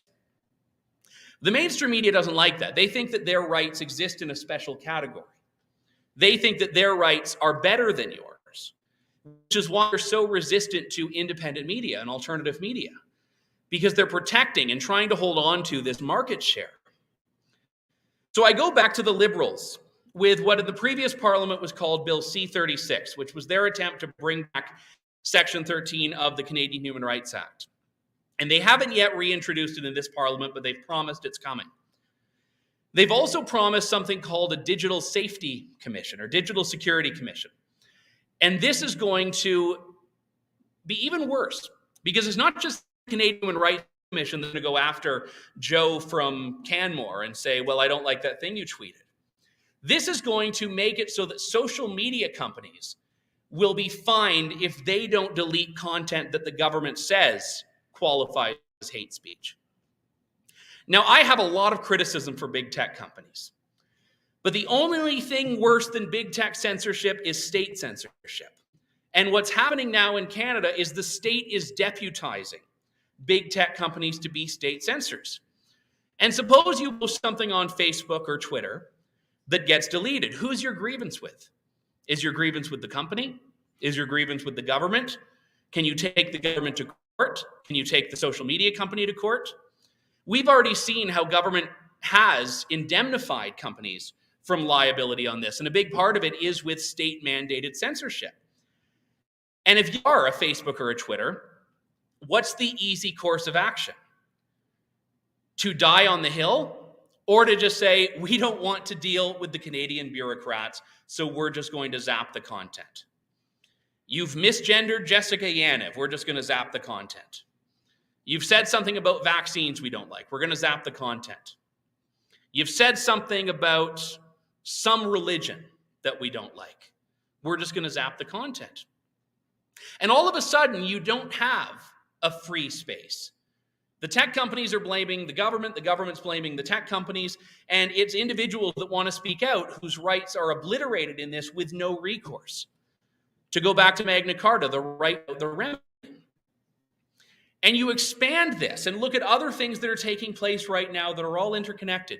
In the previous Parliament, it was Bill C-10. Now it's C-11. This is a bill that basically expands the regulatory parameters of the Canadian Radio and Telecommunications Commission, the CRTC, to cover not just TV stations and radio stations, but to cover online publishers. So all of a sudden, you may need a license to host a YouTube channel. But they said, no, it won't apply to people that have YouTube channels. And then they said it will. And then they said it won't. And then they said it will. Now, generally speaking, listening to Stephen Guilbeault is always a delight, because you never know, and he doesn't even know what's in the legislation that he's putting forward. So sometimes he's learning in real time when he's being interviewed what's happening, but it's dangerous. And if you read through the bill, one of the most concerning things is not what the bill does, but it's what the bill doesn't do. Because it hands over to the CRTC a regulatory framework and allows the CRTC to develop the regulations that are going to be within that. And there are going to be very few parliamentary committees over that, because the CRTC operates in the same way that much of the bureaucracy does, in a much more cloaked way. Appointed commissioners, people that are not directly accountable democratically. And now you have the government licensing social media companies, the government threatening social media companies with penalties if they don't zap content, and a Canadian Human Rights Commission whose mandate it is to prevent hate speech. So what exactly is hate speech? Well, I'll use the direct term from the legislation, which will likely be the term they bring back when they reintroduce the bill. Speech that is likely to foment detestation or vilification. not that does, speech that is likely to. Now, I feel a fair bit of detestation for the bill itself. I don't know if that's illegal. They say it has to be against an identifiable group, and they've added, under notably Bill C-16 years ago, which Jordan Peterson shot to fame fighting against gender identity. And the reason I mention that specifically is because outlets like Twitter, which again, there's a lot of debate, especially in the right, about whether it's fair to say these are completely private entities that should be able to do their own thing. But Twitter has something in its hate speech section for its rules called dead naming. And on Twitter, if you call a transgender person by their birth name, you can get a permanent ban from Twitter. Now, the reason that's noteworthy is because there has been talk by the Ontario Human Rights Commission, as John Carpay knows very well, of making misgendering an offense because it's a form of discrimination based on gender identity. So what happens if the Canadian Human Rights Commission starts taking that same view? That if you call a Zim a her, and if you don't know what a Zim is, you're okay, you're better off. But the thing is, that could be, under some people's perceptions, hate speech. And the way that the Liberals engage with this, the way that the media engages with this is, well, if you're defending hate speech, that means you're a hater. No, I'm someone that believes that free speech is only necessary for speech which you detest. No one needs protected free speech to say, how's the weather? Well, maybe depending on the climate legislation you do, but no one needs speech protections for benign speech, for speech that everyone likes. You need speech protections for the speech that people are going to say is likely to detest or foment detestation and vilification. That is why you need speech protections. So when we go back to the mainstream media's role in all of this, the mainstream media is lining up with the censors. When the Emergencies Act was invoked, and I'm going to be talking about this a little bit more tomorrow, so I don't want to give too much of it away, but when the Emergencies Act was invoked and you had the government clamping down on protest, Amnesty, a bulwark for liberty around the world, said, well, they probably could have done it sooner. I'm thinking, well, hang on. They were supporting the government. Why are all these civil liberties groups supporting the oppression of civil liberties of people? And it's not about the individual groups. It's about the culture that we have determined as a society that rights are not meant to be universal anymore. They're only there for the good people. And they reinforce the ideological rulers. They reinforce the status quo. They reinforce the mainstream media's presumed hegemony on your opinions and on the intellectual space in this country and in society as a whole. So I believe that the media is, to go back to the title of the talk, a foe of liberty.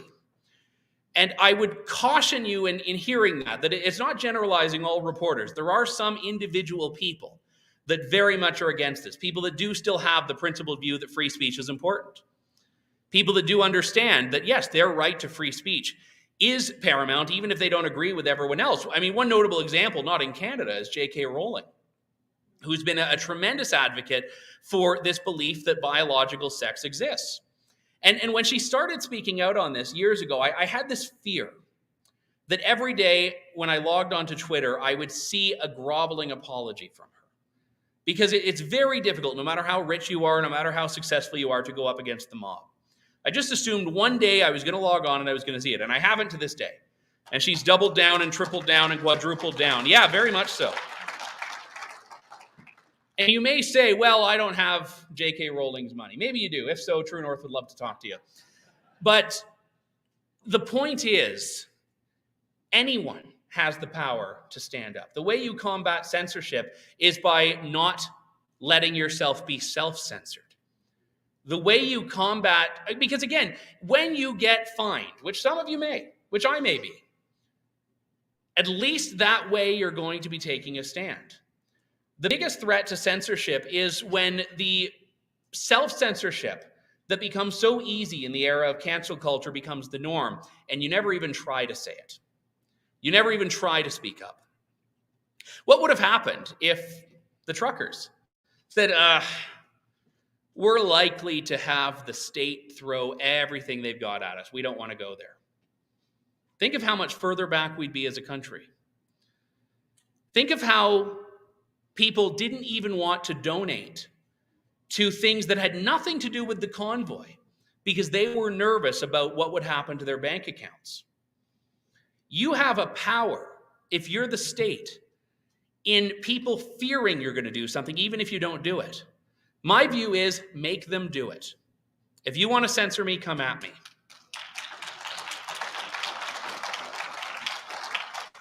I know we're going to have lots of time to get into this in the Q&A. I sometimes try to end on an optimistic note, and I realize I don't have one. And I know that John Carpay is going to, if I'm here on optimism, he tends to bring it down further. But I know they're doing some tremendous work in the courts and in the legal system to fight back against this. But I will say that there is a fight. There is a fight. And it's not a fight that has weapons. It's a fight that has words, and all of us have the power to engage in it. Thank you very much. Thank you, Andrew. Yes, it's pretty easy to talk tough when we've got a resident lawyer. And so anyway, how are we? John's here. Please welcome John Carpay. He's going to fill us in on, I guess, how we were making out battling some of these battles. Are we, John? Welcome. Thank you very much. We've got a few extra minutes, as you know, as I mentioned that to the group that Lorne didn't make it, so you've got a few extra minutes, so good for you. Well, thank you. Thank you, Danny, and other people that have worked so hard to organize the conference. And thank you for the invitation to be with you this morning. It's a real honor. And my thanks to my fellow panelist, Andrew, who's a hard act to follow. And also my thanks to, I know many of you here this morning are supporters of the Justice Center, and thank you for your support.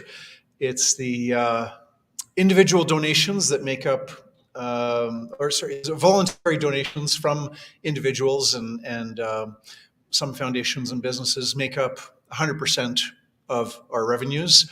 So that's what keeps us going with a team of 15 lawyers and 12 paralegals, communication staff, admin staff. One of our court cases, I just thought of this with J.K. Rowling, we are defending the free speech rights of a nurse in British Columbia who paid for a billboard that said, I love J.K. Rowling. And this was, interpreted as an aggressive attack, hate speech against transphobic, whatever, right? Because you're not supposed to say that you like J.K. Rowling. And so she got into trouble with her own professional body. This is how far we have sunk into towards totalitarianism. We're not there full on, but we are sliding very rapidly in that very scary direction, where you get the professional bodies. Justice Center is also defending the doctors across Canada who are being disciplined by their colleges for questioning, or in some cases outright disagreeing with, the government's narrative on COVID, on treatments for COVID, on lockdowns, on vaccines, etc. This is novel. Up until 12 months ago, many doctors have told me the colleges did not intervene in the doctor-patient relationship. The colleges did not proclaim that anti-cholesterol medication is a great thing, everybody should get it, or it's a terrible thing, it should be banned. So no, it was left up to each doctor and each patient, and different doctors. Some doctors are big fans of anti-cholesterol medication, and other doctors are very reluctant to prescribe it. But even there, it'll be patient by patient whether it's good for you or not, right? But now you got the college inserting itself. So court cases all over Canada, and the hardest part of the 2 weeks to flatten the curve has been the past 2 years and 1 month, as we continue to face violations of our Charter Section 7 right to life, liberty, security of the person, which includes a right to bodily autonomy, which includes a right to decide for yourself what medical treatments you want, what you're going to be injected with or not injected with. That's all a charter right, and it's being violated currently by our federal government when there is this denial that if you have not taken the requisite number of COVID injections, currently 2, but that could be 3, 4, 5, 6, whatever. It's very easy for the government to say, well, now in order to fly on a plane, you need to be triple injected, quadruple injected. There's no end to it. So we're in a situation now. We have this ongoing violation of the mobility rights, Charter Section 6, right to move and travel, and right to bodily autonomy, protected by Charter Section 7, that's being violated by federal government regulations that say that you cannot get on an airplane unless you've been injected twice with a substance for which there's no long-term safety data available. But who cares? You got to get injected. The media, instead of being actual journalists the past 2 years, have been propagandists for the government narrative. And so in the past, so rather than asking questions, rather than thinking for themselves, rather than having a healthy degree of skepticism, we don't need paranoia. We don't need to think that every politician and every chief medical officer is lying all the time and they're out to harm us. That would be paranoia. We don't need that for media, but we do need a healthy skepticism where you kind of go, okay, well, I hear what you're saying. Let me think about that. Let me check that out. Is that actually true? That's a healthy skepticism. But what we get is just a repetition of the government message. And it's on seven of what I say are either lies or in some cases just unproven claims that are being promoted by media propagandists. And this is the government narrative. So I'm going to touch on 7 of those. The first big thing, it started out as an unproven claim, but it's now demonstrably false. First point, COVID is as deadly as the Spanish flu of 1918. This was said to us by Neil Ferguson of Imperial College London in March, and that put the whole world into a state of fear, which the world still hasn't recovered. You still have people that are living in fear today because they were told, and the media has been repeating this message, the fear-mongering on a daily basis, that we should all be terrified of COVID because COVID is an unusually deadly killer. It was evident after a month, certainly by 2 months, by May of 2020, it was evident from death statistics in every jurisdiction in the world that this was not the Spanish flu of 1918 or anything close to it. You can debunk the government's case very easily just by using the government's own data. I go to Alberta Health Services all the time. I go to Statistics Canada all the time. You don't need some conspiracy website to debunk the government's propaganda. But the media perpetuate the fear. How do they do that? By fixating on COVID as though it is the Spanish flu of 1918, as if this has to be the headline in every media, radio, television, newspaper, online. This is the headline every single day for the past 2 years. And so the media are the servants of the propaganda of the government. Whenever Dina Hinshaw calls a news conference and says that, 8 people have died of COVID in the past week, and the media are breathlessly reporting on this. And you can lie by omitting context. Context is important. Yes, how many people know that, it's easy to find out, but media will never tell you, 27,000 people die in Alberta every year. That's kind of what you'd expect from a population, first world country, death rate not super high, 4.4 million people. So we got 27,000 Albertans dying. So we have over 500 people die in Alberta every week. It's very sad. It's also very normal. Cancer, heart disease, stroke are still the big killers that they were 2 years ago. Statistics Canada tells us, 309,000 COVID deaths in 2020. Roughly 5% were people dying with COVID, not necessarily of COVID, but with COVID, 5%. The other 95%, cancer, heart disease, strokes, suicides. There just has not been that impact on life expectancy. that we saw with the Spanish flu of 1918, which when world population was barely a quarter of what it is today, the Spanish flu killed at least 20 million people. Think about that, 20 million people over a 2-year period, because there were waves of that. Most of them in their 20s, 30s, and 40s. So Spanish flu left a lot of kids orphaned. COVID is leaving, close to 0 people orphaned. And if there are 1 or 2 people being left orphaned, that's very sad. And it's also demonstrates the falsehood of the government and media narrative that this is an unusually deadly killer that we all need to fear. The other big lie, COVID threatens everyone. That's part of the fear porn, panic porn. We had Dina Hinshaw here in Alberta declaring that a 14-year-old boy had died of COVID, and she only recanted and apologized when she was caught by family members complaining that their beloved 14-year-old son and younger brother had died of terminal brain cancer. And Dina Hinshaw yet said, this is, even children are dying of COVID. That's a narrative. The Saskatchewan Chief Medical Officer did the same thing in 2020. There's one COVID death of a young person. Wouldn't surprise me if that was, another case of terminal brain cancer or something else, because these people are not honest. However, same message. Everybody should be afraid of COVID. Well, the truth is, you should fear COVID if you are in your 80s and in a nursing home and you have serious health conditions. Then yes, you should.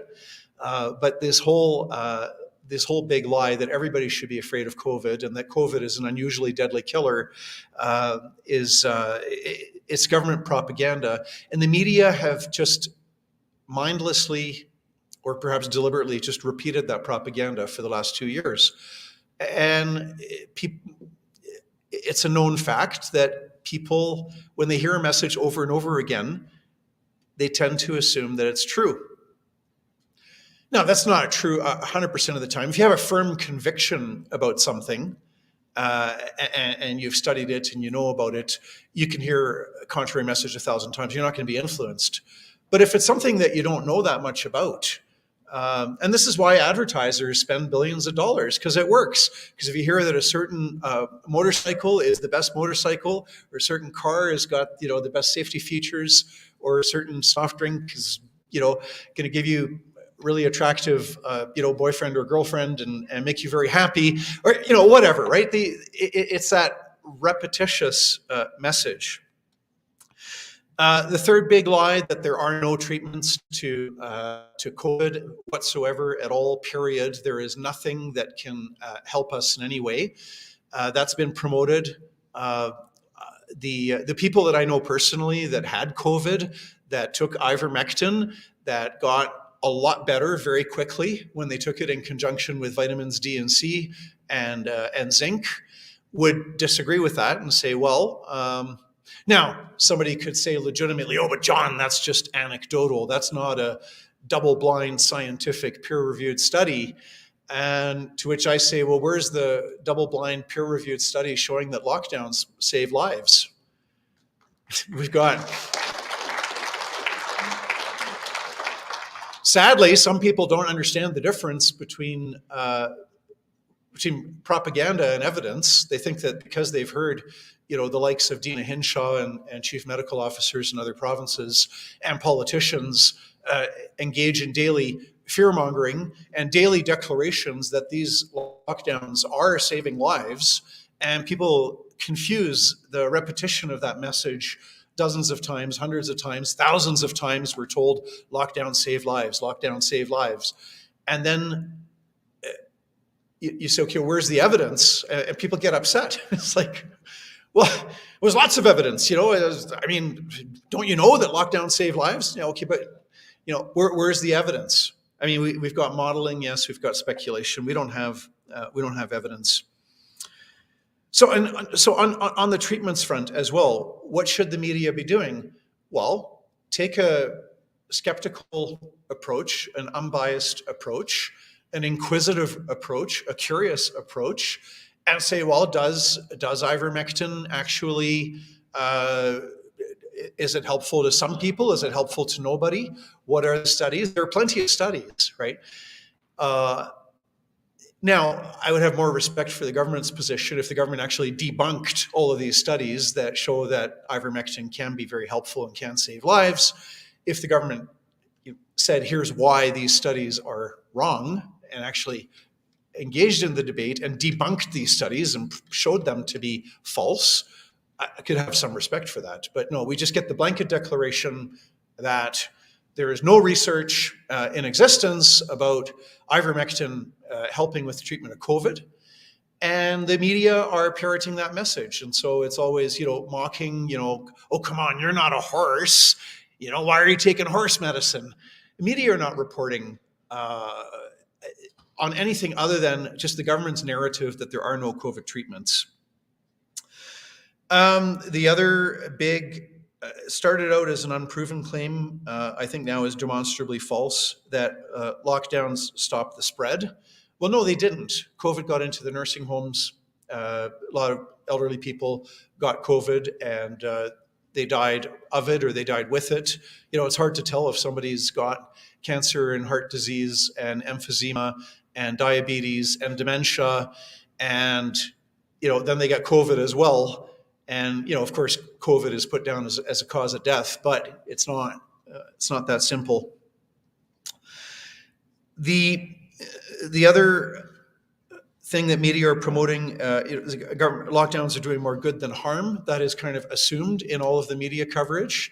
I see very little actual journalism about the effects of the harmful impacts of lockdown. You won't see a CBC headline talking about the study by Dr. Allen at Simon Fraser University about how the lockdowns have killed far more people than they've saved. Many studies are in existence with that thesis. Sixth one, vaccines are safe. That's a government message promoted by government. The media get on board with that 100% and are always promoting that same message. So you're not going to see media coverage or much of it on vaccine harm. Sometimes they absolutely have to, and so you can get little bits and pieces. And that vaccines are effective. Well, how is effective defined? If we define it as achieving herd immunity, you might remember 11 months ago, 10 months ago, 9 months ago, we had our premier, we're all going to get the vaccine, we're all going to get herd immunity, and then we'll never have lockdowns again. We'll never have vaccine passports either. Well, the vaccine, obviously, it's not been effective in achieving herd immunity. That has not happened. The Delta spread and the Omicron spread. And now, whatever the next thing they're trying to frighten us with is out and about and spreading. So vaccines are not effective for herd immunity. They're not effective at preventing people from catching the illness. We know that. They're not effective at preventing the spread. We know that. The vaccine manufacturers have said so themselves publicly. Vaccines do not stop the spread, which is what makes so many lockdown policies and the current travel restrictions utterly unscientific. Maybe the vaccines are effective in reducing the severity of the illness. Even there, that's hard to tell, because if you get 1 or 2 or 3 shots and you get sick, the government will say, well, you would have been a lot sicker without the vaccine. Well, how do you establish that? It's hard to establish. But yet we still get this barrage of propaganda. So the media are just simply, they're not doing their job at all. And the problem's not limited to the CBC. You see the National Post with the exception of Rex Murphy, you pretty much see there's more exceptions than Rex Murphy, but in any event, the government-funded media, it's not just the CBC that are a problem, and we all know the old saying, he who pays the piper calls the tune. So what do we do about the situation? Well, support independent media. So give money to groups like True North and The Rebel and Counter Signal. Cian Bexty is doing good work with that new media outlet, Counter Signal. I'm sure if you Google that, it should pop up. LifeSite News is often very good for getting a different perspective out. They cover all kinds of stories and issues. Epoch Times, thank you very much. Epoch Times and the Western Standard, of course. So support those media, advertise with them. And, Twitter is turned into a very bad thing, but we've got Rumble for videos, so when YouTube says no, you put it on Rumble.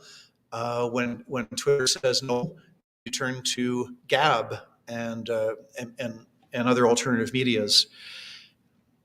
Because part of their credibility depends on being perceived as neutral and objective and unbiased.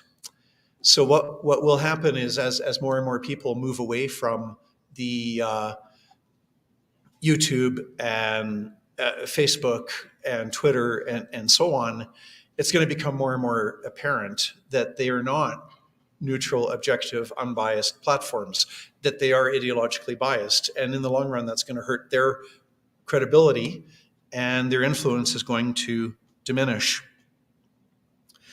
The most important thing in these very dark times is to cultivate and to practice the virtue of perseverance.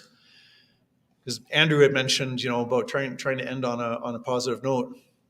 What really inspires me is thinking of the perseverance of my grandparents in the Netherlands who suffered through the Nazi occupation of the Netherlands from 1940 to 1945.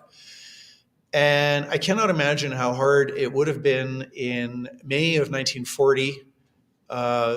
Germans invaded and the Dutch fought valiantly for about 4 or 5 days. Then the Germans bombed the core of Rotterdam to smithereens and said, if you do not surrender, we're going to do this to Amsterdam and The Hague and Utrecht. And so, quite understandably, and I think justifiably, the Dutch surrendered and the Germans moved in and took over. It must have been horrifically hard in 1940, 1941, 1942, when Hitler was the lord of Europe. With the exception of Britain, the whole continent was either occupied by the Germans or allied to the Germans. So you had pro-Nazi regimes, like there's fascist regimes in Romania and Hungary and Italy, of course, under Mussolini.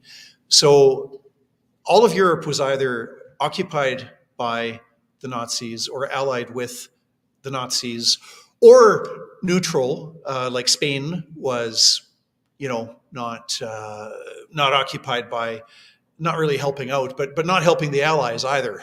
Okay, so imagine how dark those times would have been, because who knew how long it would last, right? If you were living in 1940, 1941, 1942, you didn't know that the war was going to end in 1945. And even 5 years is a hell of a long time when you're suffering.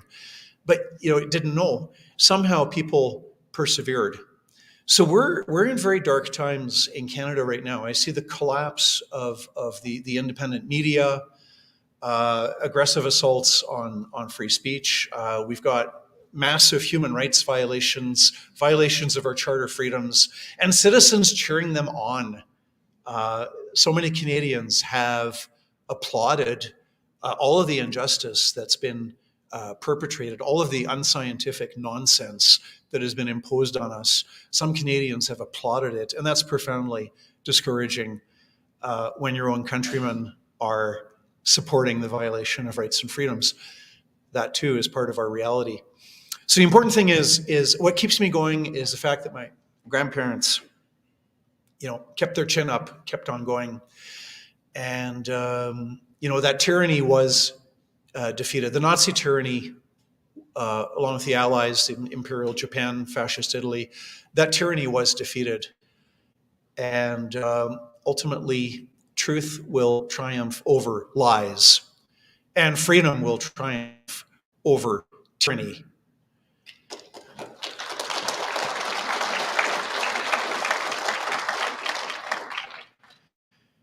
But if we give up and quit, we make the evil, the lies, the injustice go on longer than what it will if we continue to resist and continue to fight back. And I certainly echo Andrew's words. Don't just back off from doing something, because, you might get in trouble with the government. Make the government do it. Have your outdoor peaceful demonstration. Make the government go out there and give unjustified $2,000 tickets for peacefully gathering outdoors. Make the government do it, because the charter is the highest law in the land, not the health orders of Dina Hinshaw. And so we have to live that way, live in the knowledge that the Charter of Rights and Freedoms is the highest law in the land. And so the worst thing you can do is to stop speaking, stop exercising your freedom of association, your freedom of peaceful assembly, your freedom of religion, your freedom of conscience, your right to bodily autonomy. To stop exercising those rights and freedoms is the worst thing that you can do. And to continue to exercise those rights and freedoms is really what's going to turn things around. So let us not give up, because quitters never win and winners never quit. And it is better to die standing than to live on your knees. Thank you.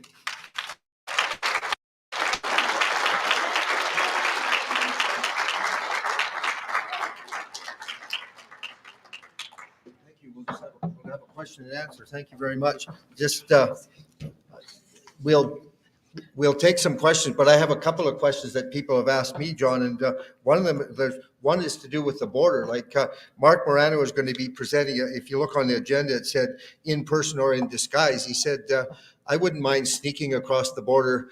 And he said, I wouldn't even mind, he's got a new book coming out, which we'll talk about at noon. He said, I wouldn't even mind spending a couple of days in jail. It'd be a good publicity stunt. But he said, I don't want to spend, like when he sees the truckers convoy still in jail and not getting bail, he said, I think I better present by Zoom. So like, his problem, of course, was he wasn't vaccinated. So he said, well, I'll fly to Montana, I'll drive across. But then when he got asking about, he looked like he would have to quarantine for two weeks or whatever to be here. And like, what are our rights? Do you want to comment on that, John? And I guess for people going out too. I'm not up to date beyond what the government would say on its own website. Not up to date on the rules and regulations, and it's not for lack of interest. It's I've got 15 staff lawyers that are more up to speed on the details of the law. These measures are not justified under the Charter. Under the Charter, the government has the onus of proving that there's a pressing and substantial objective, which I submit, this is not the Spanish flu of 1918. And certainly the more recent variants are not even as much of a concern as the first variant. Which reminds me, actually, I should ask one of the doctors over the break, isn't it a bit odd to get injected against a virus that is now mutated into something else? I don't know. Government needs to justify it, and these measures are irrational and unscientific because there isn't a pressing objective and there isn't a rational connection. The science is just not there. But it's going to take political pressure to get rid of them. The Justice Centre, as well as other groups and organizations and individuals, are working hard to use the courts as much as possible. Those court actions, unfortunately, take years. You can sooner get a bad law repealed through the democratic process than you can through a court action. So remain vigilant and active as citizens, and we can get rid of these stupid rules. Not beyond stupid, harmful and destructive and stupid. Do you want to comment on that? Or you had? Yeah, go ahead. Yeah, and I'll bring it back to the media aspect here, because one of the biggest challenges, and we saw this throughout the convoy, is people say, well, what are these people even protesting for? Everything's back to normal. You know, Alberta was dropping its vaccine passport and its mask mandate. Ontario, which had been very resistant, had put in a concrete roadmap. And even now, people are saying when these little freedom rallies will pop up, well, what's their big problem? Everything's back to normal. As of today, if you're an unvaccinated person, you still can't leave the country effectively, because the U.S. land border continues to be closed, and they just renewed it indefinitely yesterday to unvaccinated people, which is itself a retaliation to Canada doing the same thing. So don't blame the U.S. for it, blame Canada, and you can't board a plane. So, I mean, technically, what the defenders of this would say is, yeah, but there's nothing stopping you from, grabbing a canoe and heading out to St. John's and hoping you make it to Dover or something. Or the alternative, maybe if you're really lucky, you could canoe to St. Pierre and Miquelon and then hop on an Air France flight to Charles de Gaulle or something. But functionally speaking, if you're unvaccinated, you cannot leave this country. The Charter, as John knows very well, says you have the right to enter, remain in, or leave Canada. Well, where is that right in practice? And the one thing I'd add, interestingly enough, I flew yesterday and my flight was delayed 3 hours. So I rolled in at 3 a.m. The unvaccinated aren't missing much in Canada. What is Air Canada's motto? Like, we're not happy till you're not happy. Like, I mean, but in any event, Norm, go ahead.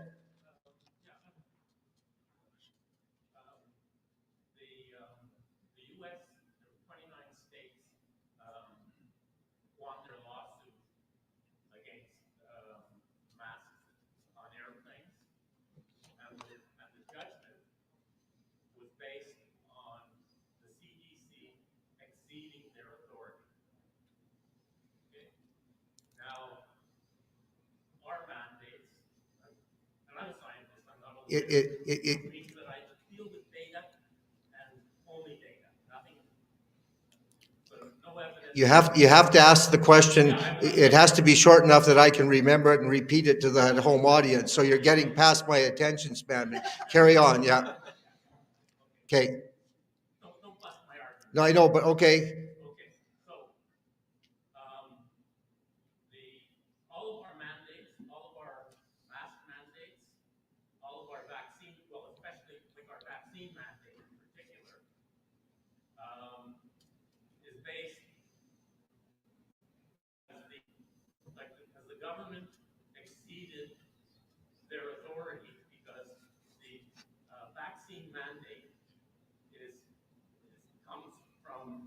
Unelected people saying that, and the only way they can do it is if unvaccinated people pose a greater danger to the public than the vaccinated. Now, what actually happens right now is that the fully vaccinated are by far the greatest spreaders of COVID. Okay, yeah, fair enough, Norm. Okay. Not be challenged. So we have a perfect legal case to challenge the mandate, the vaccine mandate, on the basis that it does not,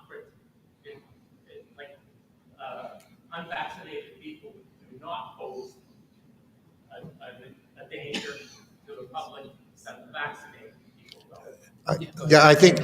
Let me ask the question so the people online know what the question was. The question basically was: are the vaccine mandates unconstitutional? Actually, I think Grandson could answer that question, but he's not here, so I'm going to let John answer it. Of course, we know they are. Yes.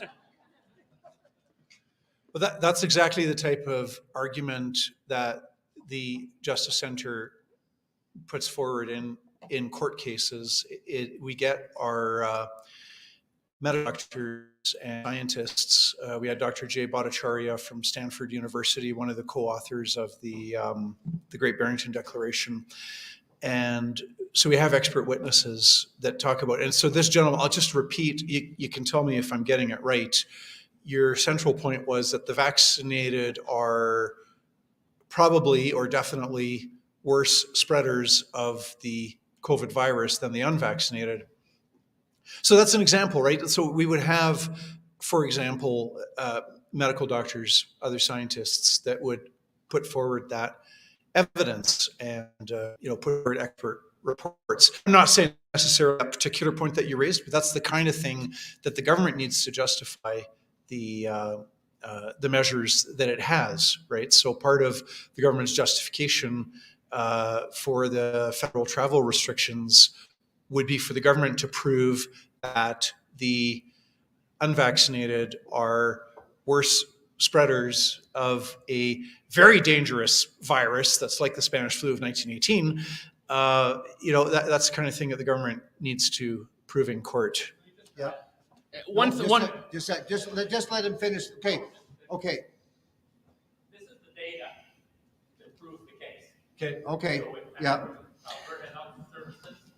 Thank you. One thing I would add as well, and this goes back to what John was saying about looking for solutions outside of the court system for a lot of these things. You need to pursue these things on multiple fronts. And independent media, challenging official narratives is a big part of that. Legal battles, pressure on politicians, and also protest. And one thing I will say, I'm from Ontario, so don't hold that against me, but on April 1st, Ontario officially rescinded its mask mandate for most public settings.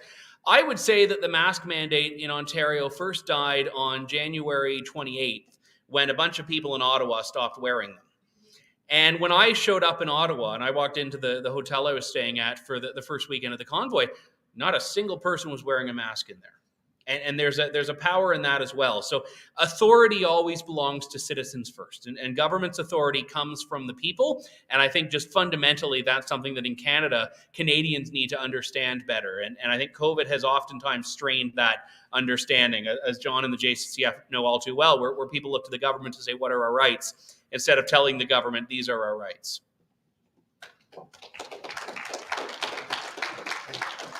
Okay, now everybody's starting to wake up. Okay, Nicole, go ahead. You want to come and ask it right here? You're close to the mic. Just come up here and ask it right here. Okay. No, but Nicole, the people online won't see you, so ask it online.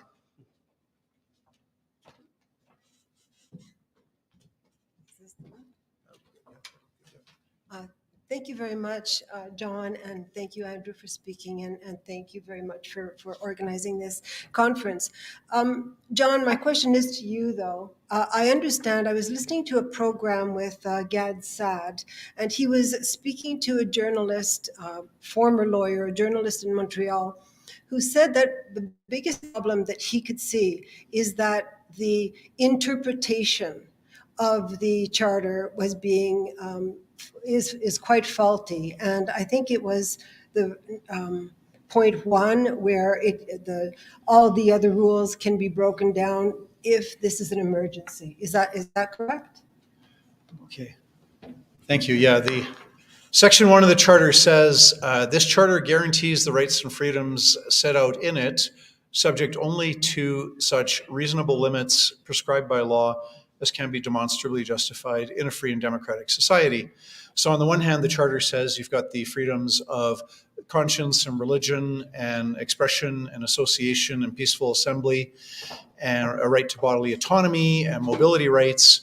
And then on the other hand, the Charter says any of these rights can be limited by government, and it's up to the judge or it's up to the court to either allow or disallow the violation of charter rights and freedoms.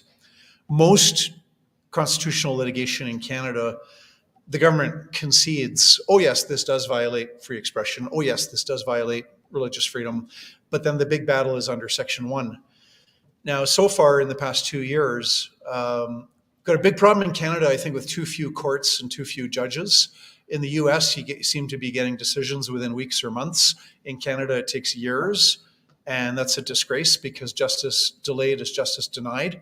So I think I've never been known as somebody to advocate for more government spending, but I think when it comes to the core crucial government responsibility of maintaining an impartial and independent court system, there need to be adequate resources for that. So litigation takes too long in Canada. Important, but side point. So litigation is under Section 1, and so far it seems that a lot of judges take what the chief medical officer says at face value and as beyond question. Different outcomes in different court cases, but it's an uphill fight. Want to comment on that? Thank you, John.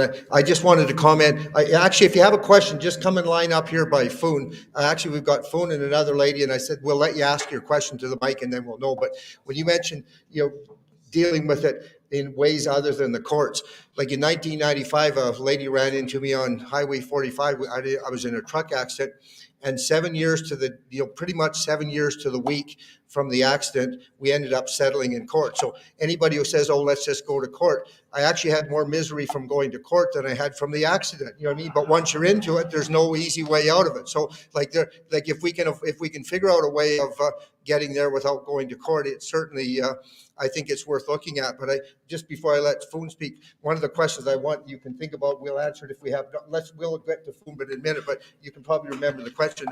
I think we all remember Danny Hooper from Danny Hooper's Stockyard Club in the 80s, but I heard him on the radio sometime in the last few months, and he said, yes, he said, our Stockyard Club, he said, we went broke in 1984. He said, well, actually, he said, we went broke in 1981, but it took us 3 years to figure it out.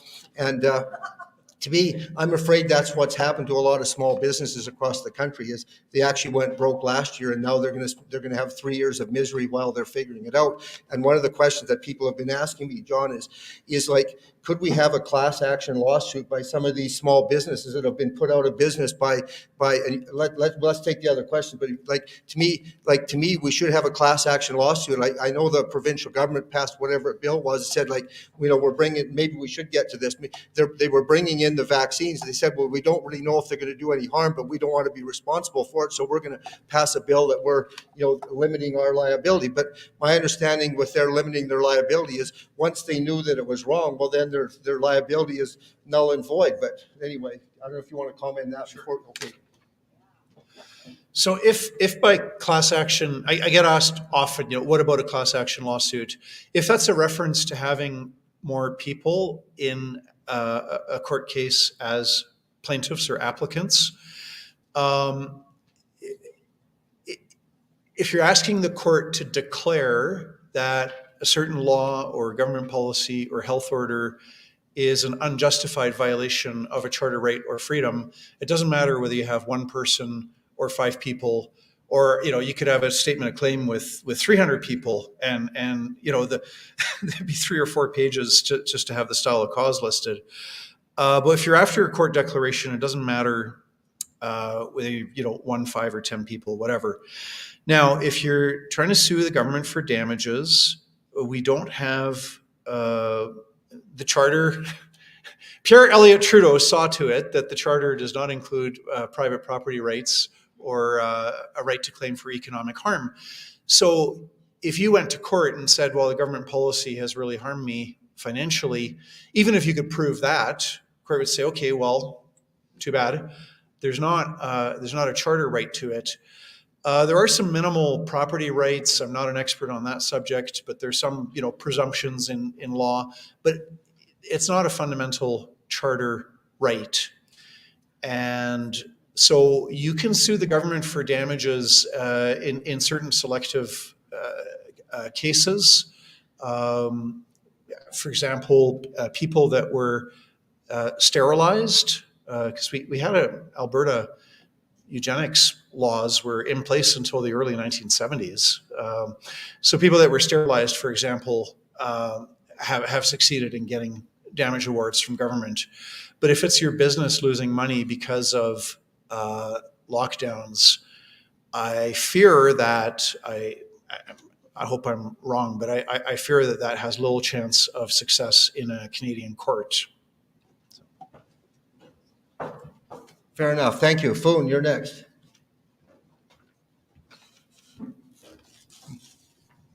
Oh, thanks, Danny. I'm Foon Dur, and I'm a staunch defender of individual freedom. I am not vaccinated, and I don't really care about anyone else's vaccination status because I know I have ways of taking care of my own without relying on the government. So, in fact,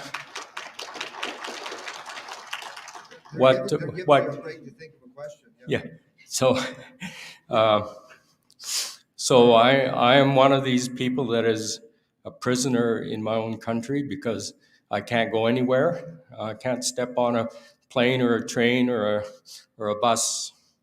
And so I just would ask, because John Carpay doesn't usually toot his own horn, but I'm going to be supporting Brian Peckford's challenge to the charter, and I'm going to contribute to it. And I was just asked John if he would comment on that upcoming or ongoing litigation against the government of Canada. Thank you, Foon.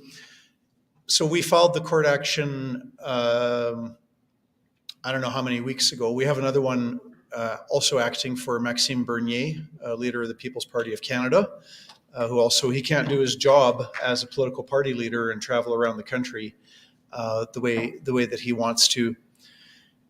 Sadly, these court actions do typically they take years. So we try to push it along as hard as we can, and we will be introducing in these court actions. We're going to have our expert reports, our medical doctors, our scientists, and making the case and forcing the government to justify these irrational and unscientific policies. So that's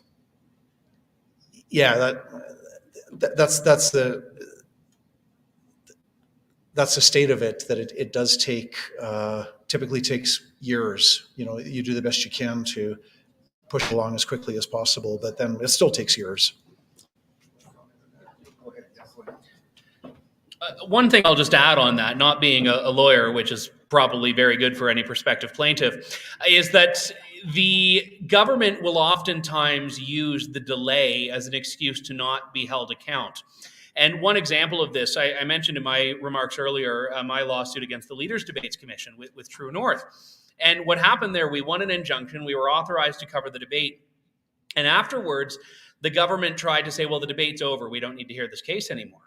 And we tried to advocate that the court needed to put on record a declaration that what happened was wrong, so that it couldn't happen again. And ultimately, the government was successful. The judge said, listen, we've got a lot of cases, we can't do this, the case is moot. And then what happened in 2021?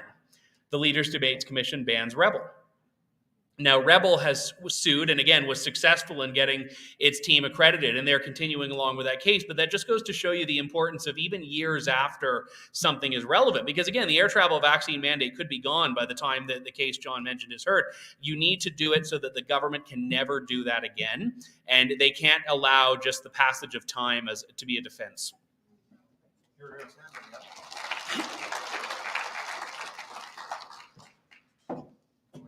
So, thank you, Danny, for always putting these on. They're always fantastic.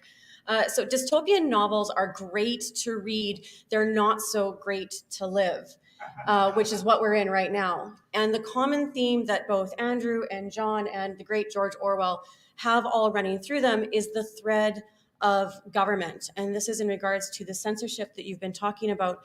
War is peace, slavery is freedom, and we do legitimately have a Ministry of Truth now in Ottawa. With that all said, has this censorship is a snake that kind of eats its own tail? So has this become an anaconda of such great proportions that a change in government will not have a directional shift? That's a phenomenal question. And I know that the term deep state gets lumped into that category of conspiracy, like John was talking about earlier. But regardless of what you call it, there is an apparatus that is not accountable to the electorate because it just lives in Ottawa, no matter who's in government. And I'll go back to illustrate a very real example of this to Stephen Harper's government, which had been in power for close to a decade. And in that time, the Conservatives stacked the Supreme Court, they stacked the Senate, they stacked the CBC Board of Directors, they stacked the Canadian Human Rights Commission commissioners, and they chose the Chief Commissioner of the Canadian Human Rights Commission, over whom all of the incidents I talked about earlier took place. Now, is that a failing of Stephen Harper? Or is that a failing of these institutions which tend to exist between elections regardless of who's there? And I think that the importance of your question is that you do need to have someone that's going to pay attention to those. Because when a new government comes in, I think federally, I forget the exact number, it's something like 4,000 positions they need to fill. Everything from the Lake Naming Commission to the CBC directors to a bunch of these institutions. And there aren't 4,000 qualified conservatives that want to waste their time doing a lot of these things. So what happens is governments end up appointing the same old people. You look at the Ontario Human Rights Commission or the Alberta Human Rights Commission, two provinces that have, or tribunals rather, that have ostensibly conservative governments, and look on their list of provincially appointed commissioners and look at their decisions, look at what they're doing. This is not conservative. But there's no accountability, there's no oversight. So I think that you need someone that's prepared to deal with the structural and systemic issues. And this happens in judicial appointments, it happens in these commissions, and it happens in a lot of other cases. I mean, CBC is a great example of this. What could a conservative have done if they appointed to the CBC board? You don't need to defund the CBC if you can change the CBC to a group of people that don't want it to do all these things that start amassing its size and budget.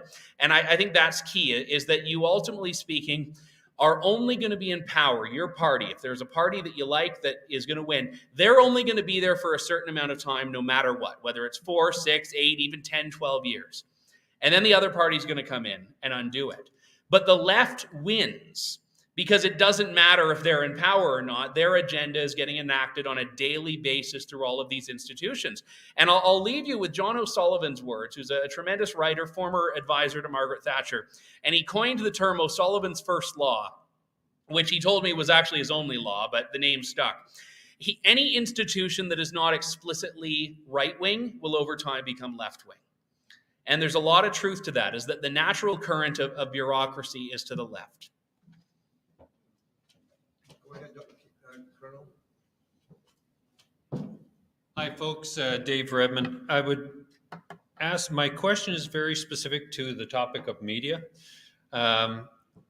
We've seen the mass formation of the Canadian public occur over the last 2 years. We have seen logical, sane Canadians turned by mainstream media, and by that I mean global CTV and CBC, to understand that lockdowns work and vaccines are the only way out. So my question is, how do you overcome those three institutions? 60% of Canadians believe those two fundamentals, and they get their news from those. Alternative media, thank you. You've been wonderful to me for the last 2 years, and without you, none of our message would have gotten out.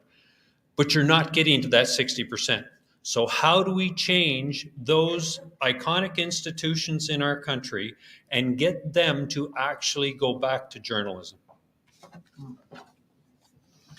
Well, thank you very much, Colonel. And I agree. I mean, for all of my bolstering of independent media, I understand that there is still a presumed legitimacy that the mainstream media, and you can hold your laughter, tends to hold over a lot of people, even a lot of people on the right. I'm giving a talk at another conference in a couple of weeks about this. And one of the points that I want to raise is that whenever you see stories of Conservative Party insiders leaking something about an MP or a leader, they're leaking it to CBC and the Toronto Star.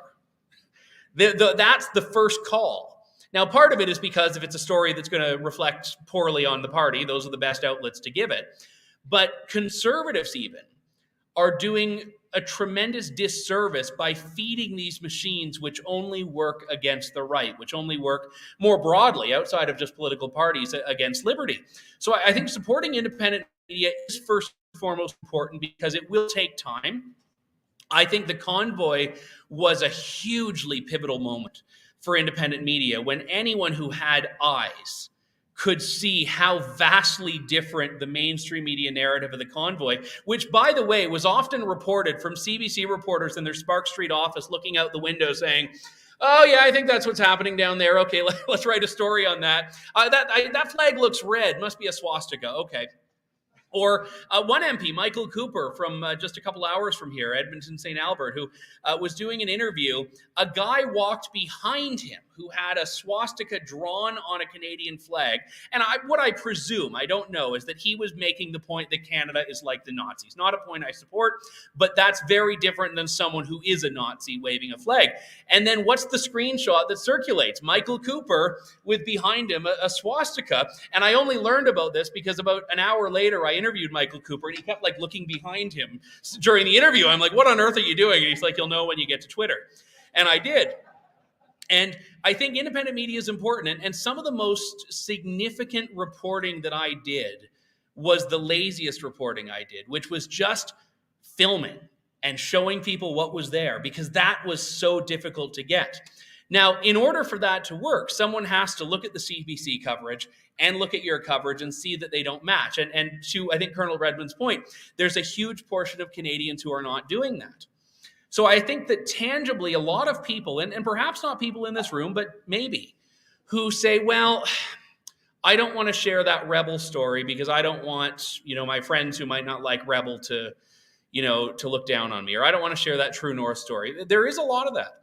There is a lot of that people are up against. So you have to be open to sharing this and combating the falsehoods. And one of the points that the Freedom Convoy organizers had adopted was that they weren't even going to let the mainstream media into their press conferences. And there's a video of a CTV reporter like having a hissy fit in the hallway of a hotel because for the first time in his life, he's being told that he can't go in. Well, Kean Bexty is getting welcomed in and True North's getting welcomed in. And that was whether it was constructive or not, I don't know, but a lot of people were very amused by it.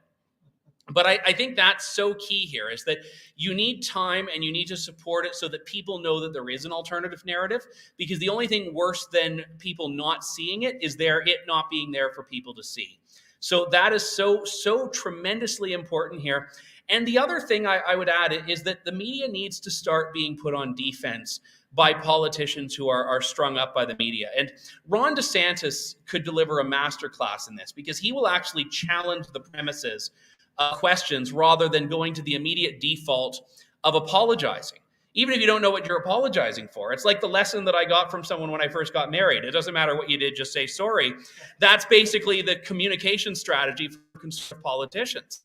And I will say Jason Kenney does this very well. He will actually call out, and it's amazing when a reporter will ask a question about whatever, and he asks them a question, and they're like, well, I don't know. And a big part of that is because editors are telling them what to ask. They're being told, or they see something on Twitter, they try to raise the question. But I think the media that are advancing these narratives need to be put on defense. And I think that can be done by politicians that are asking or answering their questions, and also by consumers.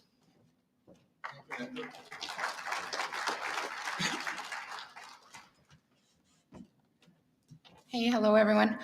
In the conversation of climate and COVID, it seems we have quite an elusive opponent talking about viruses and atmospheric components and,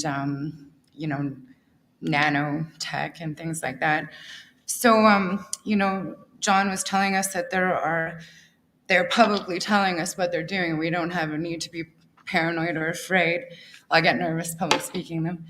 And John Carpay was just saying that in one example, media credibility, talking how they're comparing this to a Spanish flu. And we're looking for scientific, facts so that we can debate and fight against this unscientific nonsense. So my question is John, have you ever read the book Invisible Rainbow? If you don't mind, I'll read this.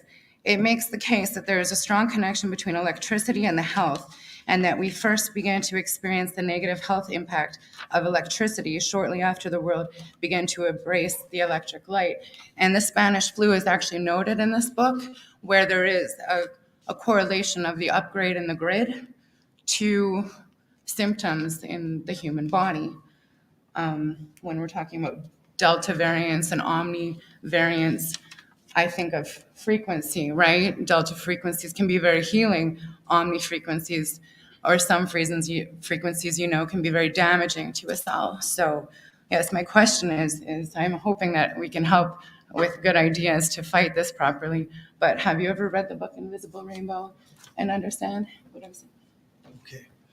No, I've not read the book, but when I was listening to you, it reminded me of why free speech is important, because ideas that are now considered to be good and wise and scientific truth and morally correct, women having the right to vote, the abolition of slavery, all kinds of medical scientific advances started out by being mocked and ridiculed, and it was one person deemed to be a quack that was pushing something, and then it took 10 years or 50 years or 500 years, but they were eventually proven right. So when everybody thinks alike, nobody thinks very much, and so that it's so important, the preservation of free speech, for the democratic process, for having good laws, having always debate on public policy, and for science as well. We need that debate. The colleges of physicians and surgeons across Canada they're behaving in the way that it was said that the Catholic Church was persecuting Galileo. They're not telling the doctors why the doctors who disagree with the narrative. The colleges are not getting into debate and saying, I'm going to tell you why and how you're wrong. No, it's, you'd better shut up or we'll pull your license. So very anti-science, anti-scientific people that are currently running the colleges of physicians and surgeons.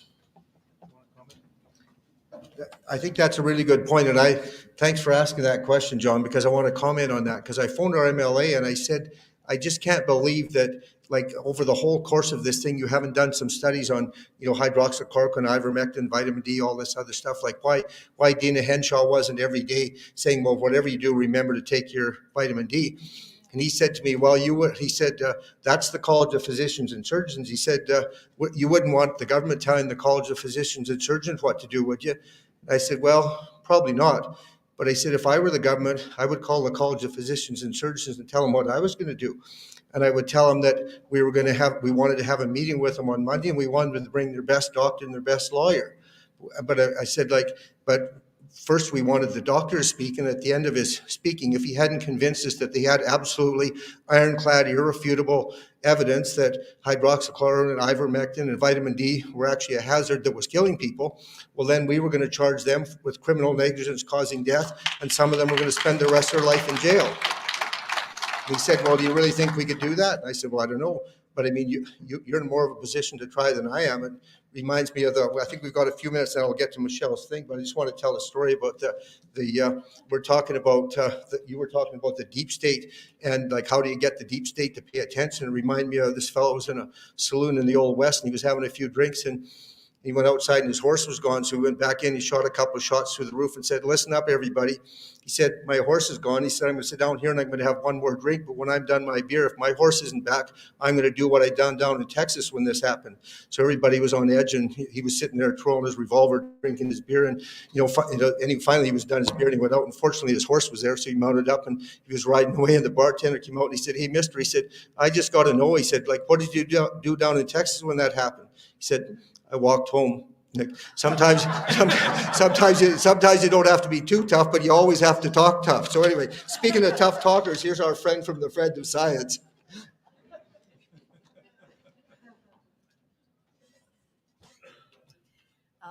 Thank you. I have a question about the media and about the charities law. Like, presently, media corporations in Canada are provided with the right to give subscribers a charitable tax receipt if they are on the approved list. So this is taxpayers' money.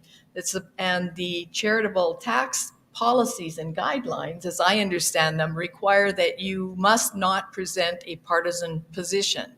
You have to, if you're running some kind of a charitable operation, and I don't know if that specifically would apply to the media, but I'm asking the question of both of you, and then I'm also suggesting to the public to start sending in op-eds and copy it to the CRA and say, this is my right as a citizen. I'm paying for this newspaper or TV station or whatever it may be. I want my views heard. Thoughts?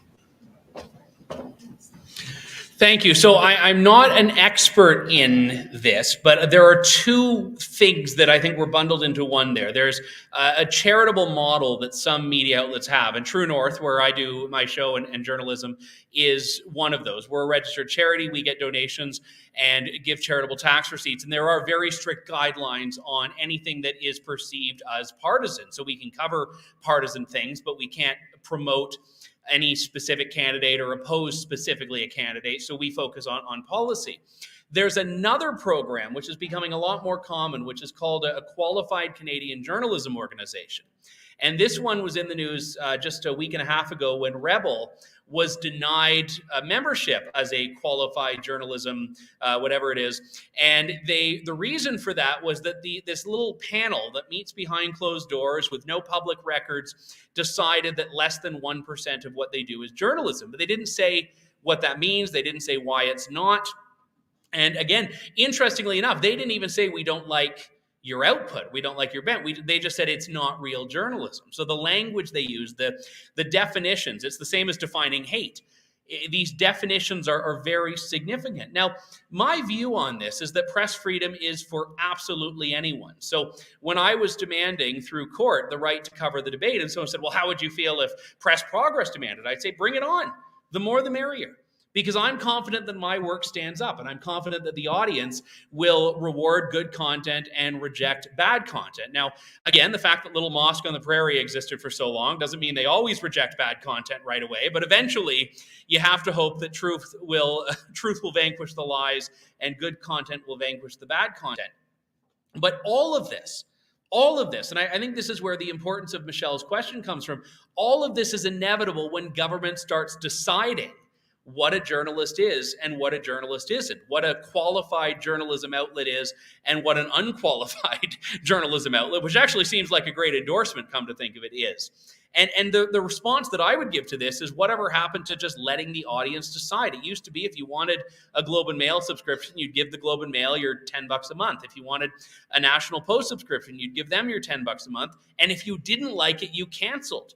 I mean, right now, you could send an angry email. You could pick up the phone and call the Toronto Star and be like, I can't stand what you're doing. I'm canceling my subscription. And I can imagine they're just going to snicker and say, well, you're still paying us anyway. And that's the problem. So my response to this would be cut them all off. Cut everyone off. But if you're going to have this infrastructure, make sure that it's open to anyone. We don't have people being disqualified as media for supposed wrongthink.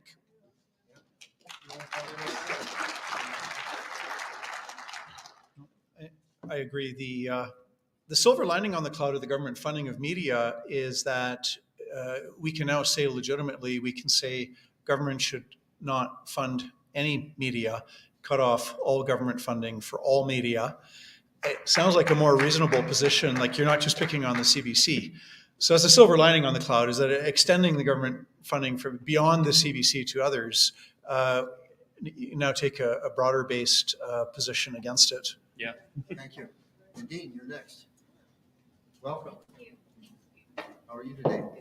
Nice to see you. Thank you.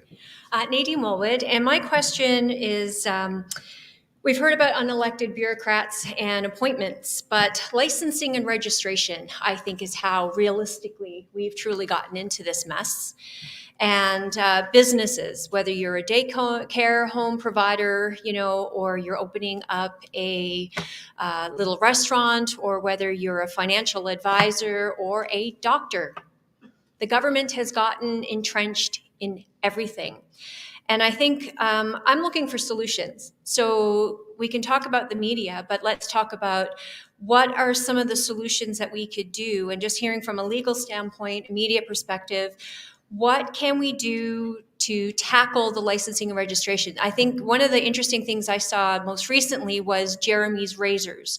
And that was the Daily Wire, who Harry Razors decided to not sponsor them any longer. And they didn't have any problem with that. But what they did have a problem with was the attack, the wokeness of it and how they went about doing it. And they provided an alternative. So you're seeing and hearing so much about parallel society and parallel alternatives. Legally, business, from a registration, licensing, how can we provide an alternative? That's my first question. Last one was, I'd just like to hear your comments on the Alberta judge who refused to hear the charter arguments. Can you refresh which was that a recent case, or it doesn't ring a bell for whatever reason? So most recently here in Alberta, one of the judges had, Sheila Van Reed posted it just a few days ago, that the judge refused to hear the arguments based on the charter because her concern was it would disviolate the Public Health Act. Was that in the Hinshaw case, the one that she was just cross-examining? Because I know Where- Sheila was covering that. Yeah. I think I have a comment that is sort of pertinent to that. I'll do the best I can. I just Go ahead. not familiar. And I'll address the licensing. I thought it was their job to, Yeah. hear all the arguments. Yes. So Andrew's going to address the licensing, but I'd like to make a comment on that as well, which is the starting point has to be alternative organizations getting set up. So I'm very grateful that there's a Canadian COVID Care Alliance that has doctors and nurses and all kinds of people. The licensing thing, people are brought up to believe that that is what protects you, right? So I'm protected from bad doctors and bad medicine because there is a college, and the College of Physicians and Surgeons will only allow really good doctors that are smart and qualified and competent. They're the only ones that are allowed to practice medicine. And if you're a bad doctor, either lacking in competence or ethics or whatever else, I'm going to be protected from bad doctors because there's the college there.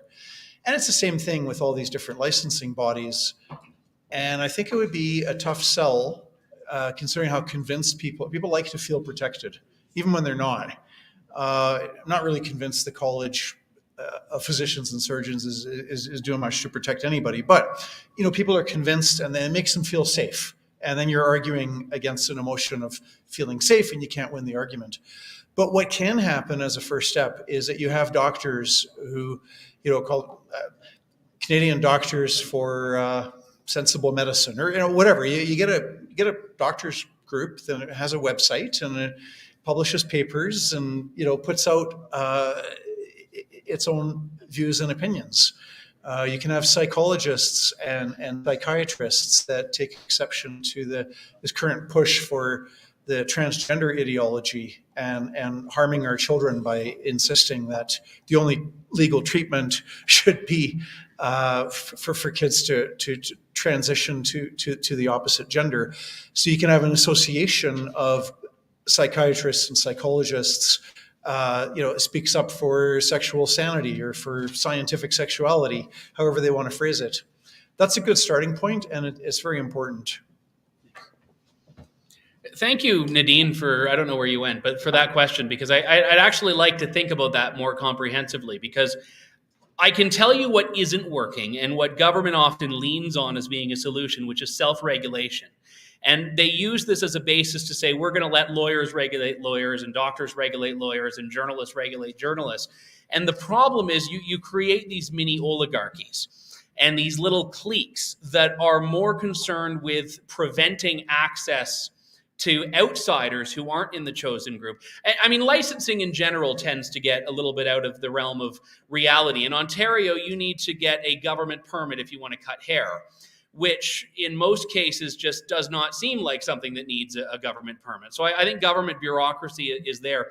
But journalism is a tremendous example of this, because what the government did this time around to try to deflect against what happened in 2019 with the Leaders Debates Commission is they said, well, we're going to say if you're a member of the Canadian Association of Journalists or the Parliamentary Press Gallery, you're automatically accredited, and we don't need to make the decision to accredit you. And those groups are notoriously closed. Alberta Legislative Press Gallery, very similar. Rebel has had tremendous difficulty getting in there. And eventually, if I'm not mistaken, when they did get permitted to cover the legislature, it was because the speaker said, okay, I'll just accredit you directly. You don't need to go through these gatekeepers. And that's the problem, is that you get these journalism groups that are very resistant to new media and alternative media and conservative media. You look at law, and I mean, John, I know he already answered, but perhaps could speak on this now or at another point. When the law societies were saying that Trinity Western University didn't get to accredit lawyers. So these industry regulations that have been, again, handed power by the government, what they've really become is just deputies of the government. And I think that self-regulation sounds good in theory, and it's probably better than a group of MPs regulating, but it has this other issue that it creates that I don't think anyone has proposed a solution to. Thank you, Andrew. Norm, you've got 30 seconds. You're standing between us and lunch. Okay, really fast. 7 years ago, Friends of Science put out, and Michelle did this wonderful video called Freedom of Thought. And if everybody would just Google freedom of thought, Friends of Science, YouTube, or whatever it takes to get it, and watch this, that is this entire meeting put forward in the most explicit terms possible. Thank you.